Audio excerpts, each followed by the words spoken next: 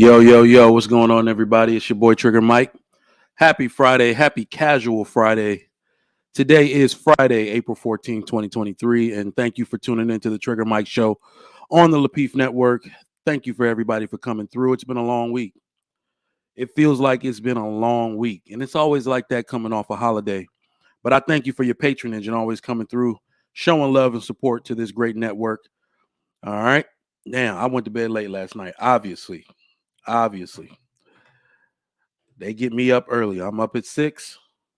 We getting those kids ready out the door on the way to school. Y'all know how it go. Shout out to everybody that takes care of their family, takes care of business early in the morning, getting them up and out of the house, ready for school so they can be productive in life. In fact, it's incumbent on us that we talk about children and their productivity because we're talking about the opposite on today's topic. If you end up raising unproductive children, that's not even really true. Some slip through the cracks. I'll give you that. Some slip through the cracks, but not all of them. Not all of them. They're way less likely to participate fully in this culture when they raise right. Am I right or am I wrong? Am I lying or am I lying? Come on now. But once again, thank y'all for coming through to the Trigger Mike Show on the Lapeef Network, the greatest network on YouTube. All right. Woo. I'm still reeling from watching Lady Shan get her ass whooped like that last night. I'm just fucking with you. Lady Shan, we love you. But you were the star of the Lapeef show last night, no doubt. You were. Kudos to you and everybody that came through. Bruiser, Sweeney, Precious, of course, Chanel. Who else was out on there? Man, Big Clout. Shout out to everybody that came through to the Lapeef Let's Talk show last night. All right, we're trying to spice things up for you. Caro was coming through. It was a great show. It was a good show. And we thank everybody for your patronage and continued support. Now, for those of you that like to come into this show and not hit the like button, we got 68 people currently in the chat and 27 likes. That's so disrespectful. Get those up to 40 likes right now. I need all those likes up right now. Get those likes up. Y'all are notorious for this. Come on now. Get those likes up right now. Get those likes up all the way to 40. Hit that like button. Show your support. It's free. It is free after all.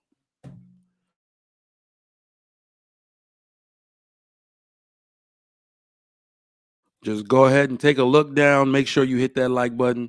Some of y'all have not smashed it yet. All right. I see y'all rocking with me this morning, but thank you. If you have not subscribed to the Lapeef Network, please make sure you do so. This is the greatest network on YouTube, giving you all the hotness. All right. So, yes, please hit that like button and subscribe. Support the network. Subscribe to the Lapeef Network and hit the like button right now. And you can also join the channel for special perks. Join the channel for special perks. And if you would like to support the show, you can do so by sharing this broadcast out to your family and friends, letting them know. If y'all didn't know, this YouTube space, we not here for a good time. We here for a long time. This space, you thought it blew up already. It has yet to reach the potential it's going to reach. YouTube is the new TV, if y'all didn't know. All of the networks, all of the way they used to do stuff traditionally on cable, it's all coming to YouTube. They're going to have a YouTube variant, and that variant is eventually going to take over as their number one viewing source. So y'all better understand that this, we're not here for a good time or just for a good time. We're here for a long time. So show your support. Get the people over here right now and say, this is the new wave. This is where we watch TV now. This is where we receive our information and our entertainment. Bring their ass over to YouTube so they can support their own people. All right. If you want your people giving you information, your people giving you the news, tell them they need to subscribe to networks such as this, entertainment such as this, broadcasts on the Lapeef Network. And we appreciate it. And let them know the Trigger Mike Show is dope if you think so yourself. If you would like to support the show in another way, you can do so in form of super chat. We always appreciate super chats. Got one bright and early. My man King Spark, $9.99 super sticker. I appreciate the support. Always coming through in the clutch. Always coming through. We appreciate that, bro. All right. If you are watching this after the broadcast is over, you can support by the way of super thanks. All right. So that's just, you just hit the button and you can support if you like anything that I say or anything anybody on the panel says. I'm actually going to drop the link early because this is going to be a short monologue and we got some stuff to talk about. The reason I chose this to talk about is that I didn't realize this clip was old. I thought it was new, but it doesn't matter because this stuff keeps happening. Naturally, we're in a tense time right now with all the debauchery that's about to come out about all these people. We've already seen Kanye West on the video, right? But let me pause real quick and say what's up to the chat. Little Rock, what's going on? BZ, Green Gang in the building. Jill's Chocolate Boutique, thank you for always being faithful to the show. You are welcomed and appreciated. Primetime 87, what's going on? Quincy, good day to you. Trina, how you doing? Mary, what's going on? Yeah, that beat is sick. That beat is sick. I literally just be sitting here when I should be typing, listening. Yoshi, welcome, welcome. Miss D, how you doing? Greetings to you. Jaquin, what's going on? Jaquin. Mr. C, my man Ed Hill, what's up? What's up? Little Ba. Demetrius Carter always here. King Spark, 455 bench press 82. What's up? Miss Jill, how you doing? Happy Friday. Lacey, what's going on? It is absolutely Friday, my favorite day of the week. You know what? I'm a little disappointed, man. I'm a little disappointed because my kids are good kids. I mean, me and my wife are doing an excellent job, if I say so myself. But these little, you know, you want to call them names when they do bad stuff. Dropped my daughter off at my wife's, clinic last night because I had to take our son to soccer practice, and she had to go split to take her off to gymnastics right at 6, right? So I left her there, and I left her in the empty patient room. And my wife texts me like, she can't come no more. She's being disruptive. And I'm like, oh, no, not my baby. She sure was. She sure was. It is payday for somebody, Sherwin Thomas. That's for damn sure. Then my son started acting up a little bit at soccer practice. Oh, no, we won't have that. It's okay, because I'm going to tell you right now, God blesses us in different ways, y'all. He blesses us in different ways. I'm not silly like that. I don't ask God for good kids. I've never seen anybody receive good kids based off of asking. I ask God and I pray often for the ability and the foresight to see where they're having trouble so I can make a swift change, so I can intervene swiftly. And if you agree, that's how you raise good kids. I've always asked God for clarity. I've always said, whatever I'm doing, please make sure. Put it forefront. Send an angel right in front of my face to see when intervention is needed, and I shall act accordingly. These little niggas, boy, they've had a week. They've had a few weeks, actually. My son got so many damn presents. Let me tell y'all something, yo. Let me tell y'all something. I told y'all my son's birthday was a few weeks ago. I don't know what neighborhood or what we go to. These people were buying presents for him that I wouldn't even buy. He is the most popular kid at his school, all right? He is the most popular kid at his school, but they were buying presents valued at $100. I was like, oh man. What would most people say when they receive something like that? They would say, I'm blessed. But everything is not a blessing. I will not raise kids that have that disease. What is it called? Affluenza? I will not. Unfortunately, my children have become products of too much comfort. The number one thing I was afraid of. They were getting to the point where they don't appreciate nothing. They take everything for granted. And as such, it starts to showcase a little bit in their behavior. Boy, I put a swift stop to that last night. A swift stop to that. And unfortunately, I bring this up because it's Friday. I love spoiling them on Friday. Let's go to HEB. Let me get the little vroom vroom cart, with the car. And we just throw snacks in there. And we come and pig out in the crib. Oh, that's not going down for the foreseeable future. And look, and they do the thing where they act like they sorry. They not sorry yet. Mm-mm. We know. We've been around the block. Some of us in our 30s, 40s, 50s, that watch this show. You got to make them feel it. Ooh, they're not gonna see it. I don't even know. And look, I'm like my dad. I'm not gonna do the moderate part.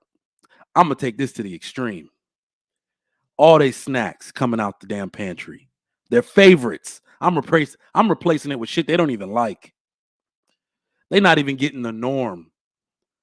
The behavior was so overt and blaring. I'm like, what? Yelling me to take you to get some Gatorade, then falling out. Like, oh, okay. Say no more. This is what I asked for. Lord, show me where I could do better, and I'm gonna do better. They caught the symptoms of affluenza, thinking that this shit is a joke. And as one of my coaches used to say, "You think this shit is sweet? You think this shit is sweet? All right, I'm gonna show you who I am." My wife's a vegetarian, so they already eat their fruits and vegetables like nothing you ever seen. You ain't never seen a 4 and 5-year-old crush some edamame in your life, but my kids do. So they already eat fruits and vegetables. They actually prefer those. Actually, it's weird, but when they grow up on something, they get the essence of it, and they think it's good. They eat all kinds of that stuff, but that's not punishment for them. You got to take things from children. Let me know if y'all agree. You got to take things, their favorite things. You got to disrupt their routine and let them know that this ain't sweet. All right? They're not even doing a tablet. And they don't always just watch TV on the tablet. They do work, but we going back old school. We going back classical. When they're supposed to be playing, they're now going to be reading books. When they're supposed to be playing, they're now going to be cleaning the house. It could already be clean. I'm just gonna knock the shit off. I'm just gonna knock it over, clean it again. You didn't do it right. All right, I might not do that, but you get what I'm saying. Woo! I share stuff with y'all because this is good. This is good education. If you ask me how my kids doing, I'm gonna let you know. This is a journey. We're all on the same journey. Some of y'all have already raised your kids. Anytime you got any advice for me, my ears are open. I promise you. But all right, reading is not a punishment. It's not a punishment. It's not. You're right. It's not a punishment, but it's enlightenment. Remember, reading is not a punishment. Education is not a punishment, but leisure is gratifying to them. So they're going to be doing anything but. All right. So you're absolutely right. Reading is not a punishment. They do that every night anyway. But I'm squeezing 1 or 2 more books in there, if I'm being honest. I got to. We do more than the requisite amount of reading for our children. That's why their reading level is so high. But now they're just going to be really smart. That's all I'm saying. They're going to be really smart. You want to act up? We're going to do more than more. We're going to do a little bit extra because we got time. That's what I'm saying. You got to fill that time up somehow. It's not punishment. So let's get into today's topic.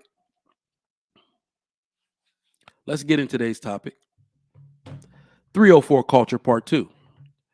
Now, what prompted this was a little meme, but we're going to get into that later. That's one of the questions. And like I said, I'm going to drop the link for y'all for those that want to come up. This is going to be a short monologue. I don't got much to say.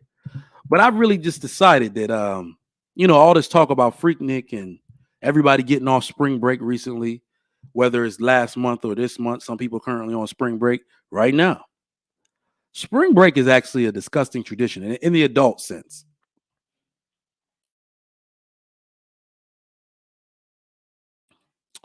In the adult sense,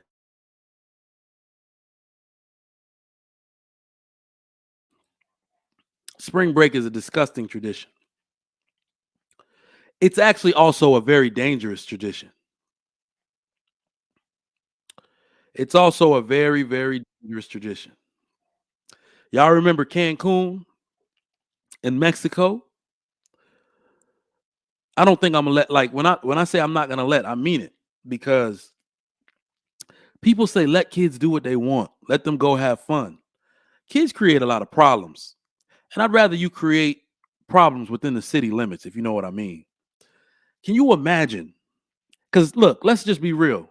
All 18-year-olds are not created equal. If you got an 18, a 19, even a 20-year-old out the country causing trouble, it's not a good look for you. It's not. I was a little bit timid. I'm not going to lie. During my college years, like, do I really want to go here with these? These dudes be popping off. And we seen the stories. Watch your news. People get abducted.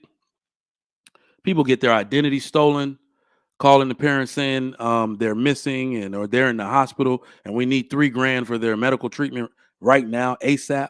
And people were paying it, just scamming. Spring break is dangerous. That Cancun, all that stuff. I've watched whole documentaries on that. They be taking people. I don't think it's smart to send your young kids. Yes, they are kids at 18, 19, and 20. American children are kids. We don't raise no adults. You know how long it takes to make an adult in the U.S.? All this comfort they got, all this ease they got around here. They're not adults. They can't do shit. They cannot do what the Indian kids can do. They can't do what the Asian kids can do.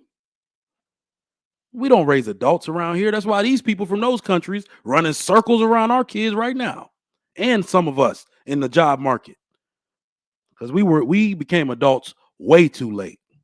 We doing stupid shit while they were studying, while they were working, while they were interning. We was doing stupid shit. It's a very dangerous tradition. And let me tell y'all, I'm not biased or I'm not somebody out here trying to break the fun up. I never went to spring break wilding, y'all. I never went to spring break wilding. This is when you got to be thankful for your upbringing. I watched everybody else wild out. I've been to Miami 4 times in my life, and I was never on no wild stuff. I'm not joking. I went twice with my girlfriend at the time. Twice. We hit Miami up. Or am I lying? Did we hit Miami up first? Yeah, I think we hit Miami up. Then we hit Disney World up. Went up to Orlando. Did all that on spring break. So I could actually have an experience. Now,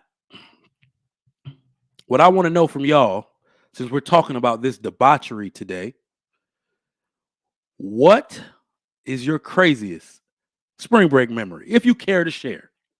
If you care to share it with me. What is your craziest spring break memory? I'm trying to make a point because I have one. In fact, 1, 2, 3, 4. Yes, the 4th time I was working. I'm going to share mine and I'm going to read y'all's in the chat. So, this is how you end up. This is what you should have been doing in life. Well, this is how you end up realizing that. Listen, the men with the money, oh my goodness. If you got money in Miami and that's still the code out there, you're going to live a good life around some of the most beautiful women on this earth. That's for damn sure. All right.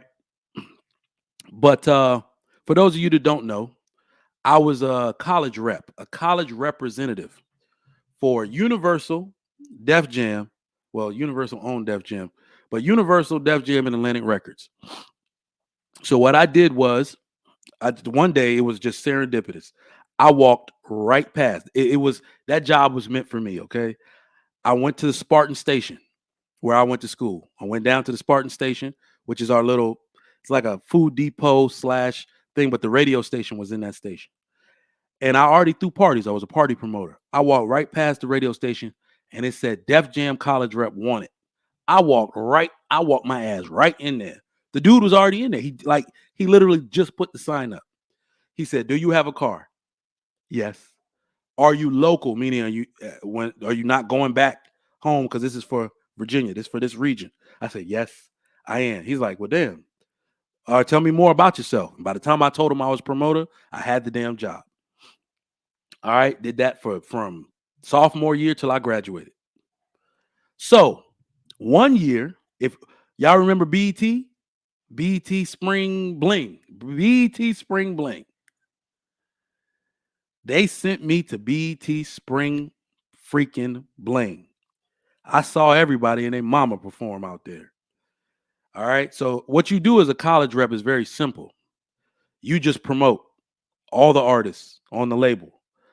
And that guy, he had like I think he worked for Def Jam, but he also had his own company where he did promotion on the side. So that he would do the surface promotion for the artists. All the materials that came from the label, we'd be passing out paraphernalia, t-shirts, singles, the CDs. You remember we still had CDs back then. We'd be passing out CDs of singles, bandanas, t-shirts. I had a bunch of Trick Daddy, Thug R Us bandanas when he had that album out. So yeah, just that's all we did as college reps. We represented the label and the artists, giving stuff out on the beach or at the venue before their concerts, at the radio stations where they're about to do an appearance, or at their in-store signings where they're about to meet fans. So that's the gist of the job for you.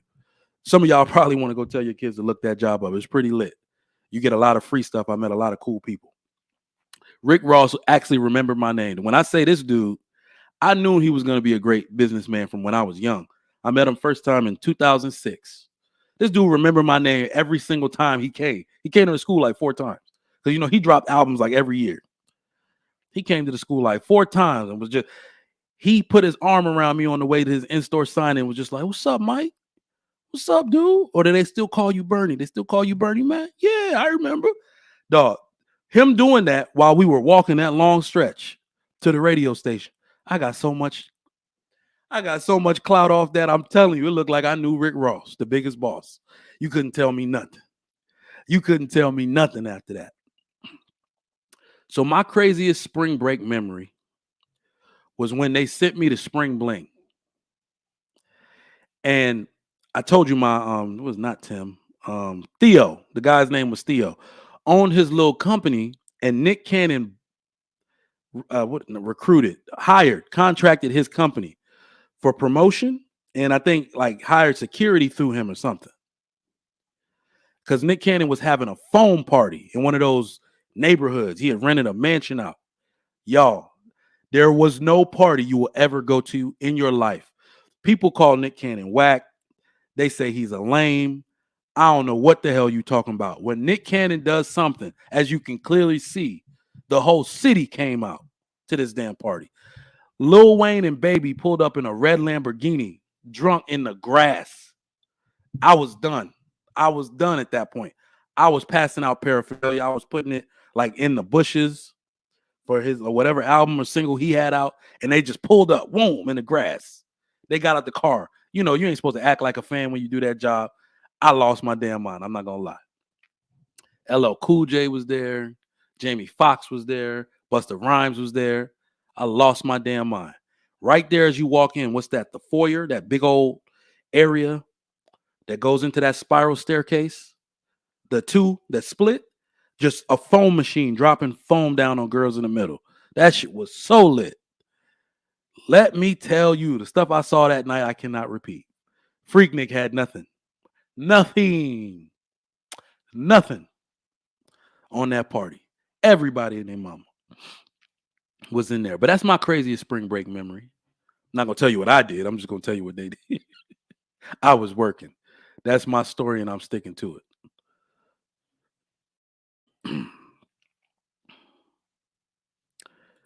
My man Demetrius Carter says, watching a chick smash on the beach while we was closing the beach.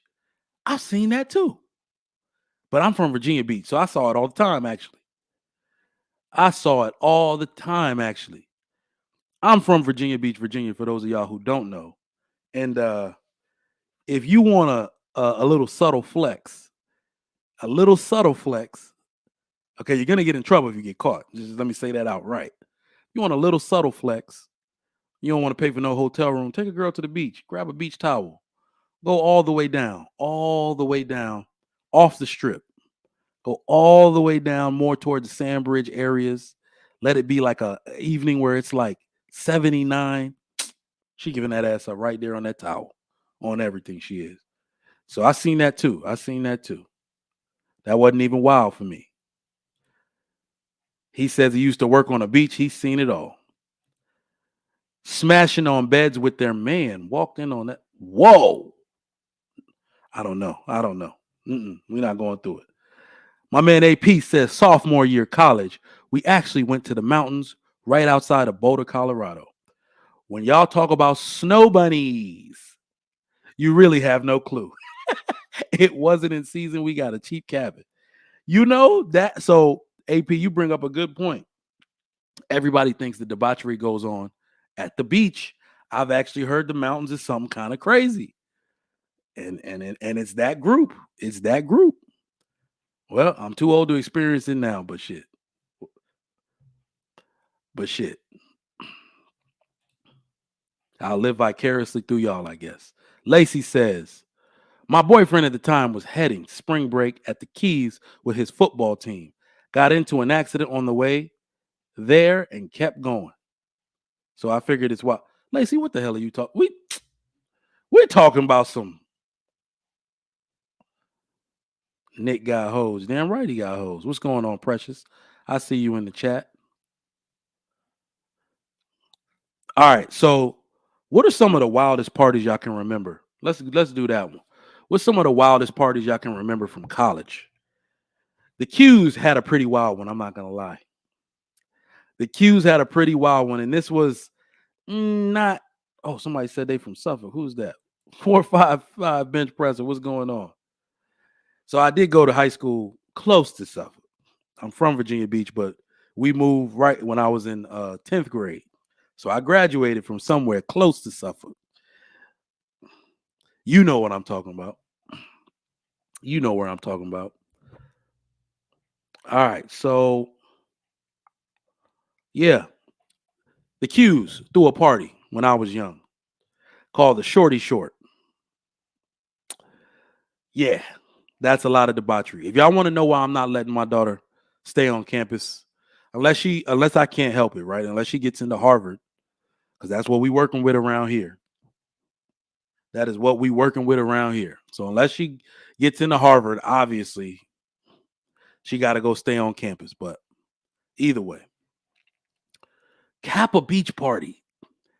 I feel like they have a Kappa Beach party like nationwide. They have Kappa Beach parties even when the chapter is inland. I don't get it. It's like landlocked. People have Kappa Beach parties. I don't know how. But let's continue, man. Spring break in Miami was not that great. It wasn't. It wasn't that great. Eating on the strip is disgustingly expensive. This is why I don't understand why people do it. Hotels mark up everything because they know y'all coming. And as a man, let me know if I'm tripping here. As a man, during spring break, you don't really have that much fun. You can only talk about the things you did if you really had it like that, or the things you watched everybody else do. I don't know a lot of dudes that had a lot of fun in spring break. It's the women that be having fun. Let me know if I'm tripping in the chat. I'm going to drop the link again for those of y'all that want to come up and talk about this debauchery. Spring break is not that fun. Promoters were funneling us into parties that didn't even turn out to be shit. Just, hey, come here. Go, yeah. We got 1,000 on the guest list tonight. Just funneling us into a bunch of shit that didn't turn out to be anything. Then, if you were smart enough to say, I ain't eating on the strip every damn night, this is expensive, and you tried to cruise around, you needed a local to do it before you end up in the wrong hood or something. Crazy. I didn't have that much fun. I'm not going to lie to you. That's why I don't feel any kind of pressure about going back. Even if I was single, I wouldn't be going back. Let me tell y'all why I'm disappointed, because when I talk about 304 culture, and the reason I had to make a part 2 is because I follow the Shade Room. I follow Spiritual Word for topics, of course, and like Hollywood Unlocked. And for some reason, when I take a look at the women that are representing the community, it don't seem like this BS is going away. It don't seem like the BS is going away. They are doubling down on the debauchery and the 304 culture. Whatever song Glorilla's weird looking ass released the other day, It just let me know this is not gonna stop anytime soon. Glorilla, Meg The Stallion, Lotto, Ice Spice, SZA, Summer Walker, and even Nicki Minaj. Is there not an age limit to hoeing? Ain't she married? Isn't she married? They got to put an age limit on this. Talk about she's releasing a new video, a whole wife and mom with her ass cheeks out. Is there an age limit? Should there be an age limit to hoeing? Let me put that in the questions.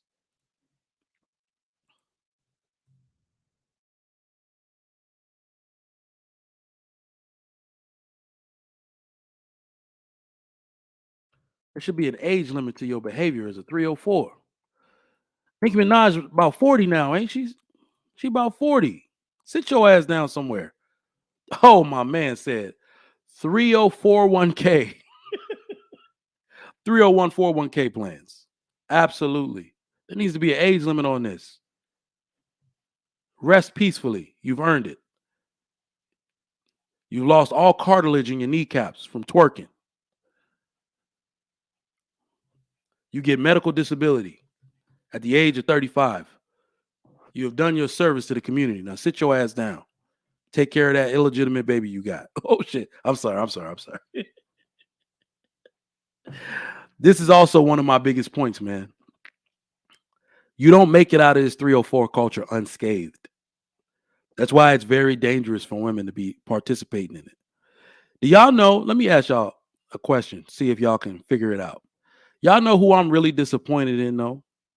Because we got a lot of young, up and coming female songstresses, female rappers. If you're a female rapper, I'm not really. It's almost like you got no choice but to be in 304 culture because they can't seem to rap about anything else. They have no other subject. No other. None. Male rappers can rap about anything. They can rap about a damn ring light, and we'll be like, oh shit, if they put the words together right. They can rap about a cell phone. We don't care. But female rappers don't really have anything else to rap about except men, screwing men, drugging men, getting one over on men. They don't have nothing else to rap about. It's all about 304 culture. But y'all know who I'm really disappointed in, though? Because she could have went either way with it. Singer, not a rapper. And she obviously chose. She obviously chose 304. She don't even come from that type of life. She had two parents. She could have been wholesome. She could have kept her image clean. In fact, I think that's what she was actually signed on to do. And she went against the grain. Y'all know who I'm talking about? Because I'm very disappointed. I'm very disappointed in Shorty. Beyonce? No. Nah. There we go. Chloe. I'm disappointed. Let me tell you why, man. Let me tell you why. It's not that she's a grown woman. I understand. Ladies, I know you're going to be mad. A lot of y'all are going to make excuses for her. We know how this goes. We've seen this story before. I'm thinking about how her dad feels. He's either as disappointed as I am or he's a simp. Because remember, I told y'all, even though you raise these kids right, especially these girls, they can divert from your teaching. They can. But what you have to do as a parent is not condone that shit after the fact. If my daughter has a baby out of wedlock, I'm not going to the baby shower. It's that simple. I love you, but I'm severely disappointed in you. I didn't teach you to do this. You were supposed to be better than me. I spent my life, I dedicated my energy to making sure you understood my teachings and you disobeyed. You're an adult. You're going to do what you want to do, but I don't have to stand by and support that shit. That is especially important for fathers to do. So the father is either feeling the way I just explained or he a simp and he allowing all this shit to happen. Let me ask y'all a question because we talking about Chloe. Her sister, her sister literally is about to be the personification of black female elegance. I can't think of anything that looks more elegant than you sitting in a mermaid little outfit, singing, letting people love you for your talent. And let me look, I got to say this right now. I got to say this because I was going to wait for the movie to come out. I got to talk. All my black female listeners, listen to me. Listen to me right now. Let me have your ear. Do not make this about black girls. This is where we always go wrong. I need y'all to listen to me. Let everyone share in the excellence of this girl. Do not try to hoard this shit for yourself. This is where people start to think that black women are insufferable. Do not, this one is not for you. This one is for everybody. This type of talent is meant to be shared with the world. Don't black girl this shit to death. This girl, Halle Bailey, is such a tremendous talent that she should be recognized as such. A tremendous singer, a tremendous actress who happens to be black. Don't black girl this shit to death. I'm going to say this now, and I'm going to say it when the movie releases. Don't go around with shirts. Let white girls wear the shirt with her face on it. Let Indian girls wear the shirt with her face on it. That is how you gain global acceptance. And I don't give a damn what none of y'all say. You want that shit. That's all you crying about. Racism, racism. Because you don't let nobody share in anything. You hoard that shit for yourself. Black girls, that makes nobody want to participate. Don't do that to that girl. Don't do that to her. This black girl magic, thank you. They done did this black girl magic shit to death. That girl is just magic. How about that? Her talent, her skills, her discipline to her craft is just magic. And let the world bask in it and share in it. Y'all not gonna black girl this shit to death.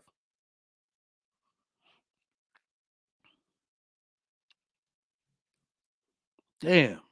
Let that girl, let her discipline shine. I want to see girls of every color wearing that girl's face on their shirt.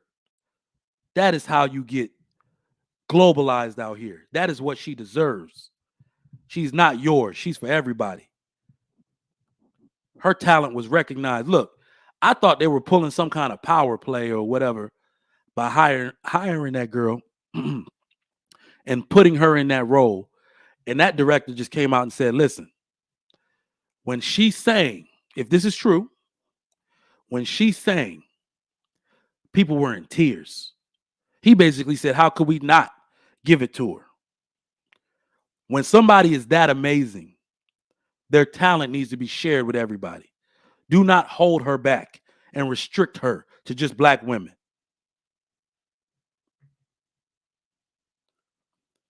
They said, Twizzy said, Chloe is super talented too, just fed into the peer pressure.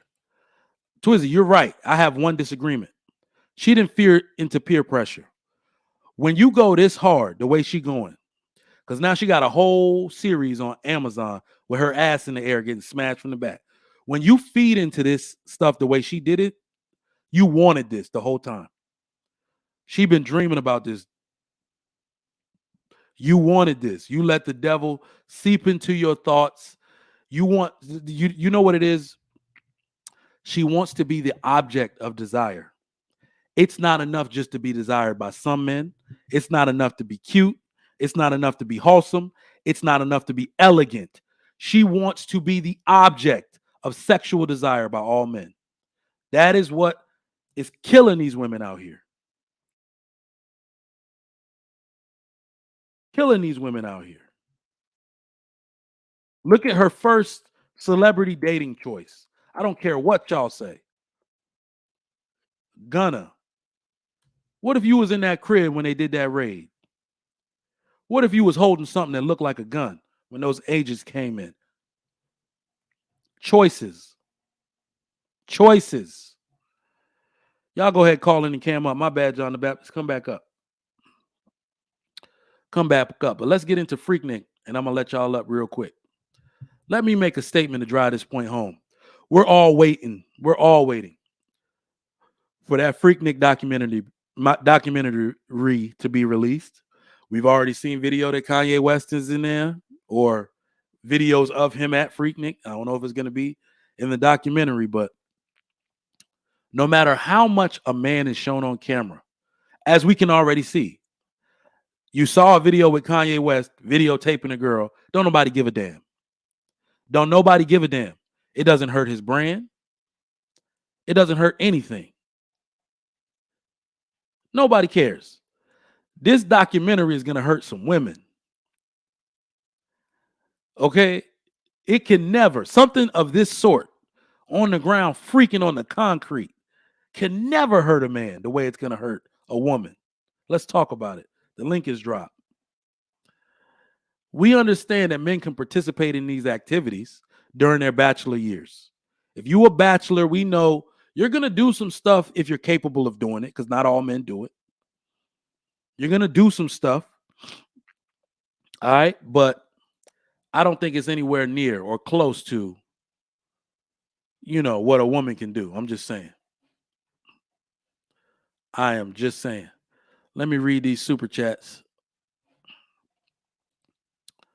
My man King Spark, $5. $10. Appreciate that. Have a Bud Light on me, Trigger Mike. Hey, I appreciate that, bro, but I don't know if you heard. We're not drinking Bud Light no more. I never drank that shit anyway, but I'll have a Corona. I'll have a Dos Equis. And my brother, he makes his own beer. So he got me into a lot of craft beer. I might have a Belgian Tripel on you. That seems to be my favorite at the moment. John the Baptist, $5 said, a hungry kid is a humble kid. I'm just saying. I agree, bro. Greatness to work, $20 said, appreciate your service and hard work. Capri Suns and Lunchables on me today. Man, we appreciate that. Thank you for all your support. HBK, just go ahead and come on cam real quick. Give me a thumbs up, and I'll let you up. If you come on cam real quick, give me a thumbs up so I know it's you. Oh, he can't come on cam. All right, no worries. That link is dropped. Let me read some stuff in the chat real quick.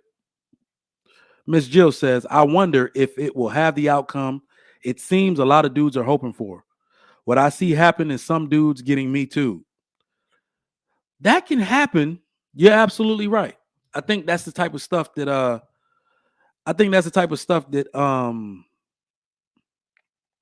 Mark Lamont Hill was talking about. But it's a bit different though, Miss Jill. It's a bit different when you have the video of what the girl was doing and her freely participating in it. We'll see. We'll see. I don't have all the answers. But when people usually Me Too people, it's just words. It's just an accusation. And that's what really kills the dude. It really gets him in trouble because it's just her word against his. And you know how society is. John the Baptist, come up real quick. Give me a thumbs up, bro. But when you got video of the girl willingly participating in that, it might happen a little differently. We'll see. John the Baptist, what's going on? Good afternoon, bro. Hold on 1 second. Yeah, I can hear you now. Over 200K came out to Freaknik. Oh yeah, everybody on that video. Kamala definitely on that video. That's the person I'm like, yep. If you get one celebrity, high profile female to say they were on there, Kerry Washington was probably on there. All right. Who else? One of the judges or one of the judges' wives. Judge Toller, somebody was on there. Freaking, I'm sorry. Whether we like them or not, they was on there. All right, John the Baptist, what you got on today's topic, bro?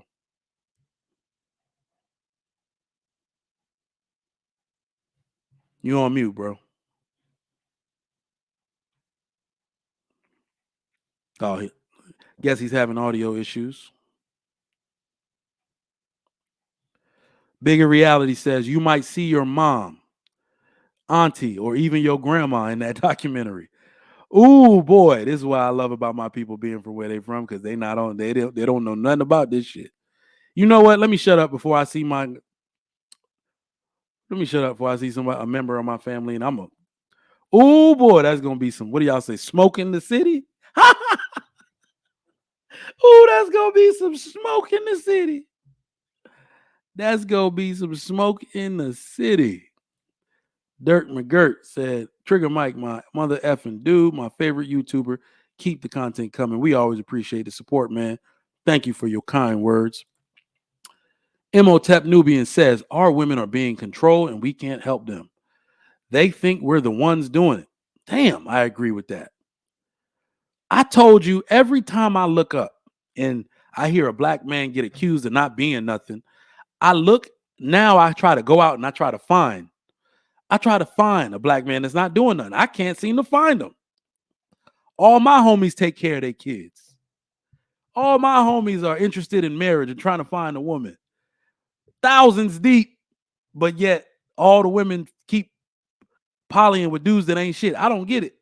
I don't get it at all. Austin, let me get a thumbs up, bro. Or Ashton, I'm sorry. Let me get a thumbs up, bro. So I know it's you. Let me get a thumbs up or a peace sign or something.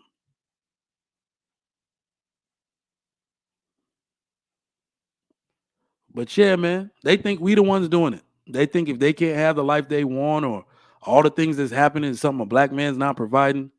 Not true. It's not true. It's not true.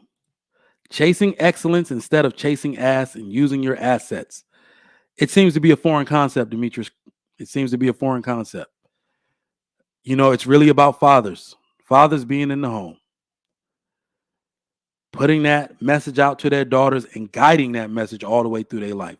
Remember, I said all 18-year-olds are not created equal. Your child is not grown. They should still be living in your house underneath your leadership and your guidance. Let me get a thumbs up, bro.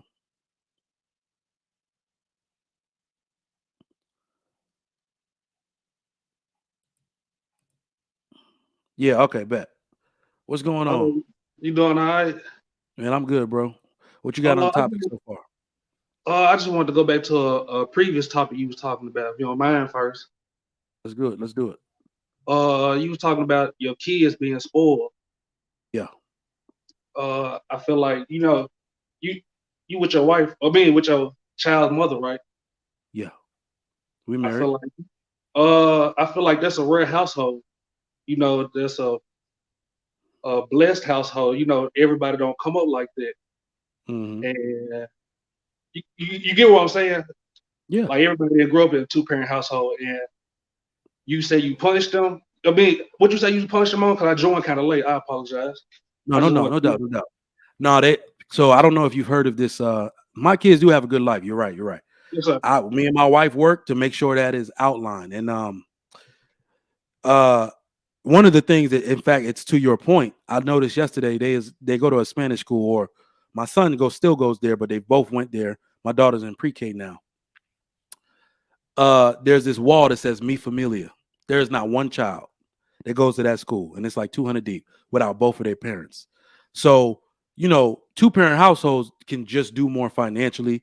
Your finances are put together. Both people work. There's doctors at that school. There's lawyers at that school. Like, the tuition is actually really high. Yes, So sir. when we do a birthday for my son, he's actually the most popular kid in the school. He'd been there 3 years. Most of the kids have been in his class before. He's funny, he dances, all that type of stuff. So when everybody came, we had too many people RSVP for his birthday, and they were buying him really nice gifts, like Yes, sir. really expensive gifts.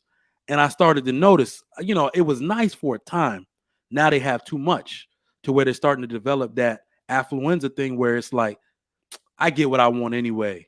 I could say what I want. I could do what I want. Now that's starting to project out a little bit in, I'm not going to say disrespect, but they teetering on that little conniving little attitude type of thing.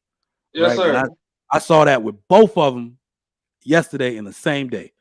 So I get where you're coming from, but I just, from what I heard and what pissed me off, not with you, but just growing yeah. up with 2 parents, like you say you spoiled them, and then you say Mhm. you need to, Yeah, Like that's the that word.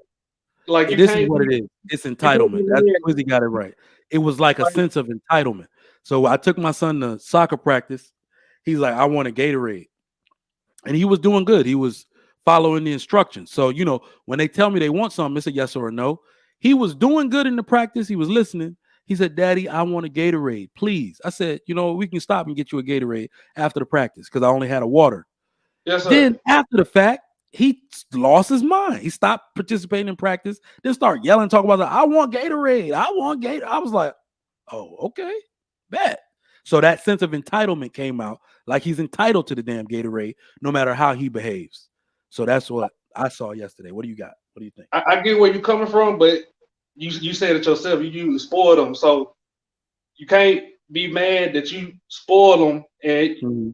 that's my point of view on it. You can tell me if I'm wrong, Oh, but I see what you're saying. So yeah, I yeah, wouldn't yeah, yeah. say I wouldn't say we necessarily spoiled them. So what it is as a parent is that you got to do, like I said, I pray for clarity. I'm not one of those idiots that just pray for their kids to be a certain way and expect them to actually turn out that way. I Yes, want sir. to know because it's not just the parents that spoil. That's what I'm saying. Their Yes, sir. grandparents move here. So one set of grandparents move here to where we at. So when we send them to Yeah, them, we got to moderate how much they give to them because grandparents do nothing but spoil. They yeah, don't even discipline for real. You know what I mean? They're guilty of that sometimes. So it's like they'll come back with a new pair of shoes, a new big ass toy. You like, whoa, hold on. You know what I mean? So you got to yeah. moderate that. I've always looked. What I really asked for is clarity to say when do I need to put a stop to it because that's actually going to happen the next time they go to an auntie or a grandparent. They nothing extra, nothing out of the ordinary. So I gotta, it's that period. You go through periods and phases. They're in that phase of entitlement right now. So now we about to have a phase of restriction. But what do you got? I mean, we can go to the next subject if you want to. I just want to clear that part up Yeah. because that's how I grew up. My parents swear me down. I was spoiled. It ain't Yeah. my fault. I had 6 brothers and sisters each. That's my I whole see. point. Bread was 25 cents when y'all was growing up. That ain't. But I get it, but Jesus Christ. and you know what I'll say? I'll say there's different ways to spoil a child. Because one of the things that that I'm gonna put a stop to is that spoiling does not always come in the form of money. You can spoil a child with love, which is great. You can spoil them with attention, right? And that's what I'd rather be doing right now because extravagance and like in the form of gifts and things they don't deserve for absolutely no reason is how you kind of get that affluenza child I'm talking about. Yes, sir. I'm here. I just want to cut the mic off while this dog barking. I apologize. No doubt.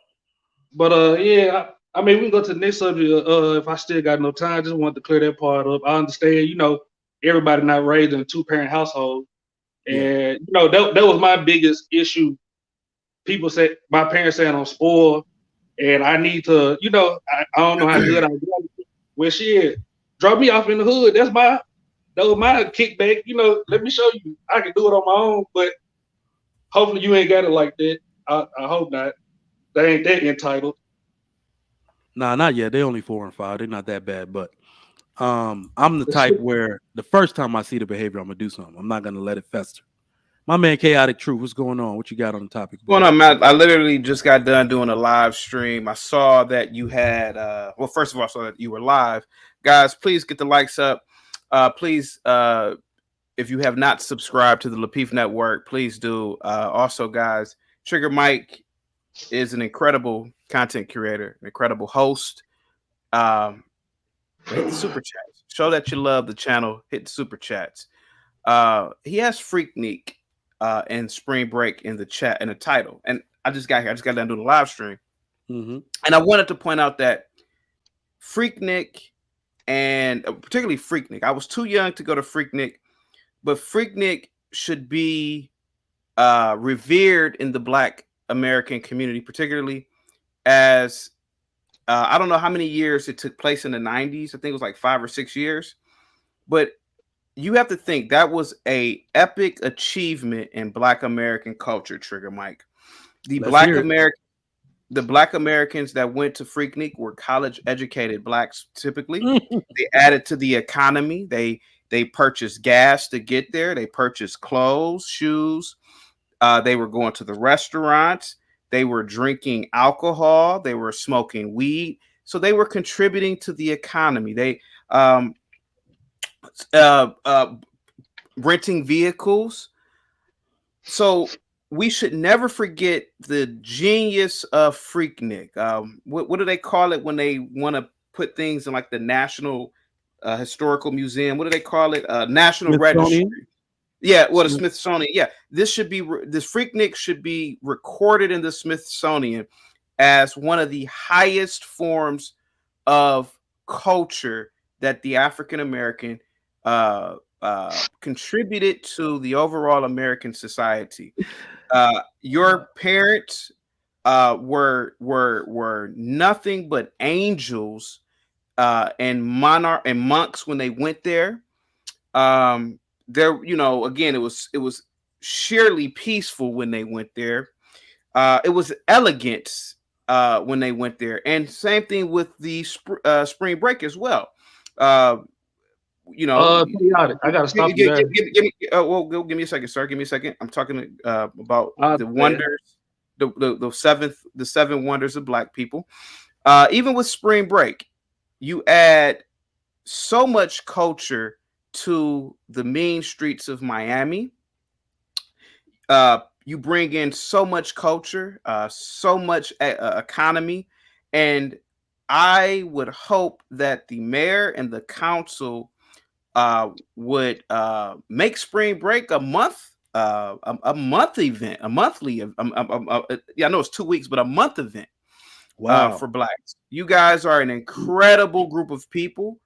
I can't wait until next year to go myself, to enjoy the peace and harmony that the Black Americans particularly bring to spring break. And I wish Freaknik would come back as well.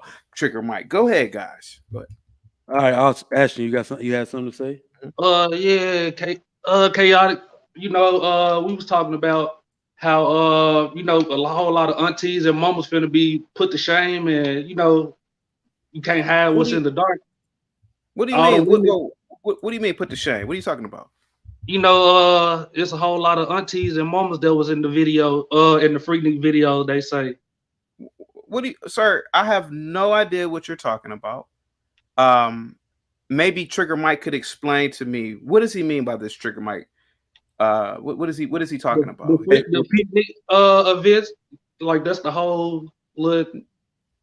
What does he mean? Online about parents was out there twerking and having sex. So hold on for a second, Ashton. Let me correct you, sir. Dancing is an ancient mating ritual in the Black community. Twerking, for example. I have shown videos of ancient Black women that were twerking on the hieroglyphs in ancient Egypt. It is a part of your illustrious culture. So the women who were in Freaknik were practicing ancient mating rituals, and I think that should be admired in the community. So I don't think I don't understand. What do you mean? The aunties will be ashamed? I don't know what they'll be ashamed of. It's just an art. Go ahead, sir. I mean, on the little YouTube videos, since the documentary is about to come out, they was like, one of the women was like, I just want to let you know that in one of the videos, I'm scared if y'all see me, I covered up such and such, like, pray for me, I'm changed. I get the whole twerking ritual, but I heard it was a whole different experience from what the women was trying to say. Like, that's why they trying to sue to get it banned before it even come out. I'm not familiar with what is going on in terms of this lawsuit or potential lawsuit, but what I can say is this. In the Bible, God says, be fruitful and multiply. So if Black people during Freaknik were having sex, I think that they were just following the commandments of God. That's what God said, be fruitful and multiply. So I don't think any woman, especially an older woman, Generation X, you should feel ashamed of yourself for having sex at Freaknik. I think that you should cherish the moment, the romantic moment that you were having at this illustrious event. Go ahead. Yeah, Trigger I Mike. feel the same, but I guess for them to pull out the lawsuit, they said that they was getting raped and molested out there. I have seen Freaknik since I was born in '91. Like, I seen pictures. It seemed like everybody was cordial and having a ball, but now it's coming in. You know what? So naturally, we're at a point in time now. I think we're at a crossroads. So we're at a crossroads where 5 years ago, that would have sparked serious outrage. It would have. Now people are like, I don't know. I want to see. I want to see the video. Roll the tape. Roll the tape, because these claims are losing credibility. Yeah, but I mean, great in general. That would be enough to ban it. You don't think? It's lawyers and doctors. If they made the entire documentary first, then no. I don't think so. I think the producers, especially a big network like Hulu or a big, content creator like a network like them, they would have been like, no, this is a little too much. It's going to be frowned upon. But chaotic, go ahead. Trigger Mike, the evil white man has done it again. Now, the Freaknik was an ancient cultural event in the African American community. And look at what the evil white man has done. He has psyoped a few women into believing that they were raped. And this is what the white man has done historically. Every time black people try to do something great, somehow he mind controls a very small amount of black people to say certain things or disparaging things about what we do as a people. The white man, he did it at Black Wall Street, even in slavery. So just look at Freaknik. This beautiful cultural event, once again, has been undermined by racial or racist white supremacy. And again, guys, this is just another example of why we have to stick together. So no, don't believe all those claims that you're hearing. The white man is once again dibbling and dabbling in the affairs of black people. Give me a second. Dibbling and dabbling in the affairs of black people. That is beautiful. Can I ask you some questions? Like, I like how you be coming. Since you got into it with Tommy Sotomayor, so I don't want you to think I'm tripping. No, you're good, sir. You can ask me 1,000 questions if you want. Go ahead, sir. So, I mean, do you really think it's white supremacy or the feminist movement? Honestly, sir, the white man has done horrific things throughout history to black people. And whatever rumors we are hearing about Freaknik, the white man is the reason why that rumor exists. There were no grapes at Freaknik. The Freaknik was a perfect 4 or 5 days per year. Nothing bad there happened. If anything is being said disparagingly about the Freaknik, the racist white supremacy system is setting that up. No. So to anybody who's a Gen Xer, please don't take that documentary into consideration. You guys were angels at the Freaknik, and you were also angels at the spring break. And I believe that the racist white man, he has black actors, what do they call it? Crisis actors that were on film acting a fool when we know that black people at Miami spring break this year were angels. Go ahead, sir. Go ahead. Trigger Mike. Yeah. One last question. One last thing. About, you said your kids not going to Miami or for going out for spring break. I wouldn't advise it. Absolutely not. Whoa, wait a minute. That's another thing with a 2-parent house. Don't not advise it. Just get them the freedom to. You know how you raise your kids. Whoa. You know how you raise your kids. Wait a minute. Trigger Mike. Wait a minute. Trigger Mike. Why aren't? I mean, let me. I'm saying, Trigger Mike. Why wouldn't you let your children go to spring break or Miami, sir? So I'm gonna be careful and say right. Once they're adults, they can do it. I'm not sanctioning. I'm not giving license to that type of behavior. I'm gonna seriously advise against it. Why?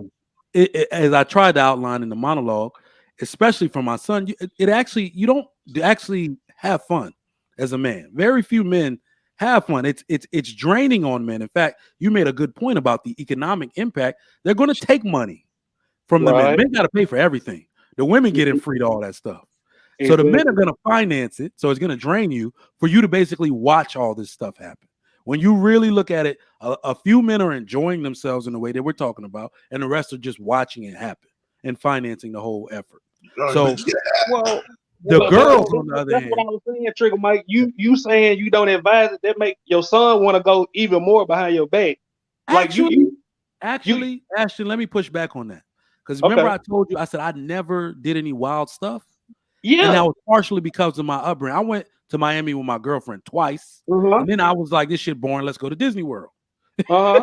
Right? But it's exactly what I was saying is what ended up happening. When you get out there, right? It's almost as if you hit a crossroads, and it's like either I'm gonna participate in this debauchery, the stuff that I happened watching people smash on the beach, and I'm like, nah, not really for me.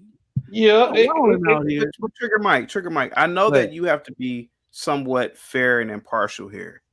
Yeah, but sir, God Himself said, "Be fruitful and multiply." There is nothing wrong with people having sex on the beach, sir. Now that's your opinion. Got a great name after it. But like I said before, if anybody's out there, again, Trigger Mike is an awesome content creator, but don't listen to anything negative about spring break, and particularly with Black people. We are a perfect race of people.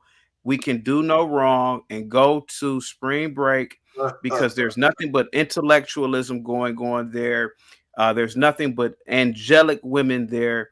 So just go there. And go ahead, sir. Go ahead. I see how you get there chaotic. You were doing that Freaknik with the camera grabbing on the booty. That's why you. We were too young. I was too young. I was literally 8 years old. I was very young when Freaknik happened. Yeah. Let's get Mr. Rich in here and then Mr. Sims. Yeah, first of all, I love the the sarcasm and all that, but it's not 0 to 60. Some people went there to freak out. Some people just had fun, and some people were lames. So that you're not going to video the people just hanging out. You want to get the salacious stuff. So just a little bit of salacious stuff makes the whole thing salacious, right? So here's my thing though. This is what I really want to say. I just want one of these women, just like when a man gets caught cheating, a star. I just want one man to come out and say, "Yeah, I bust those cheeks. I'm a goddamn millionaire." I mean, what's the sense of me being such a successful man if I can't get no ass? I would love one of these guys to come out and say that. So some of these women can say, "Listen, yeah, I was a freak. I told my husband he could complain all he wants. Why do he think he have a good night every time? Because I know shit, right? I put it on him. I would love one of those women to say, yeah, women, I'm a freak." Women ain't gonna do that. No, they ain't. But it'd be nice.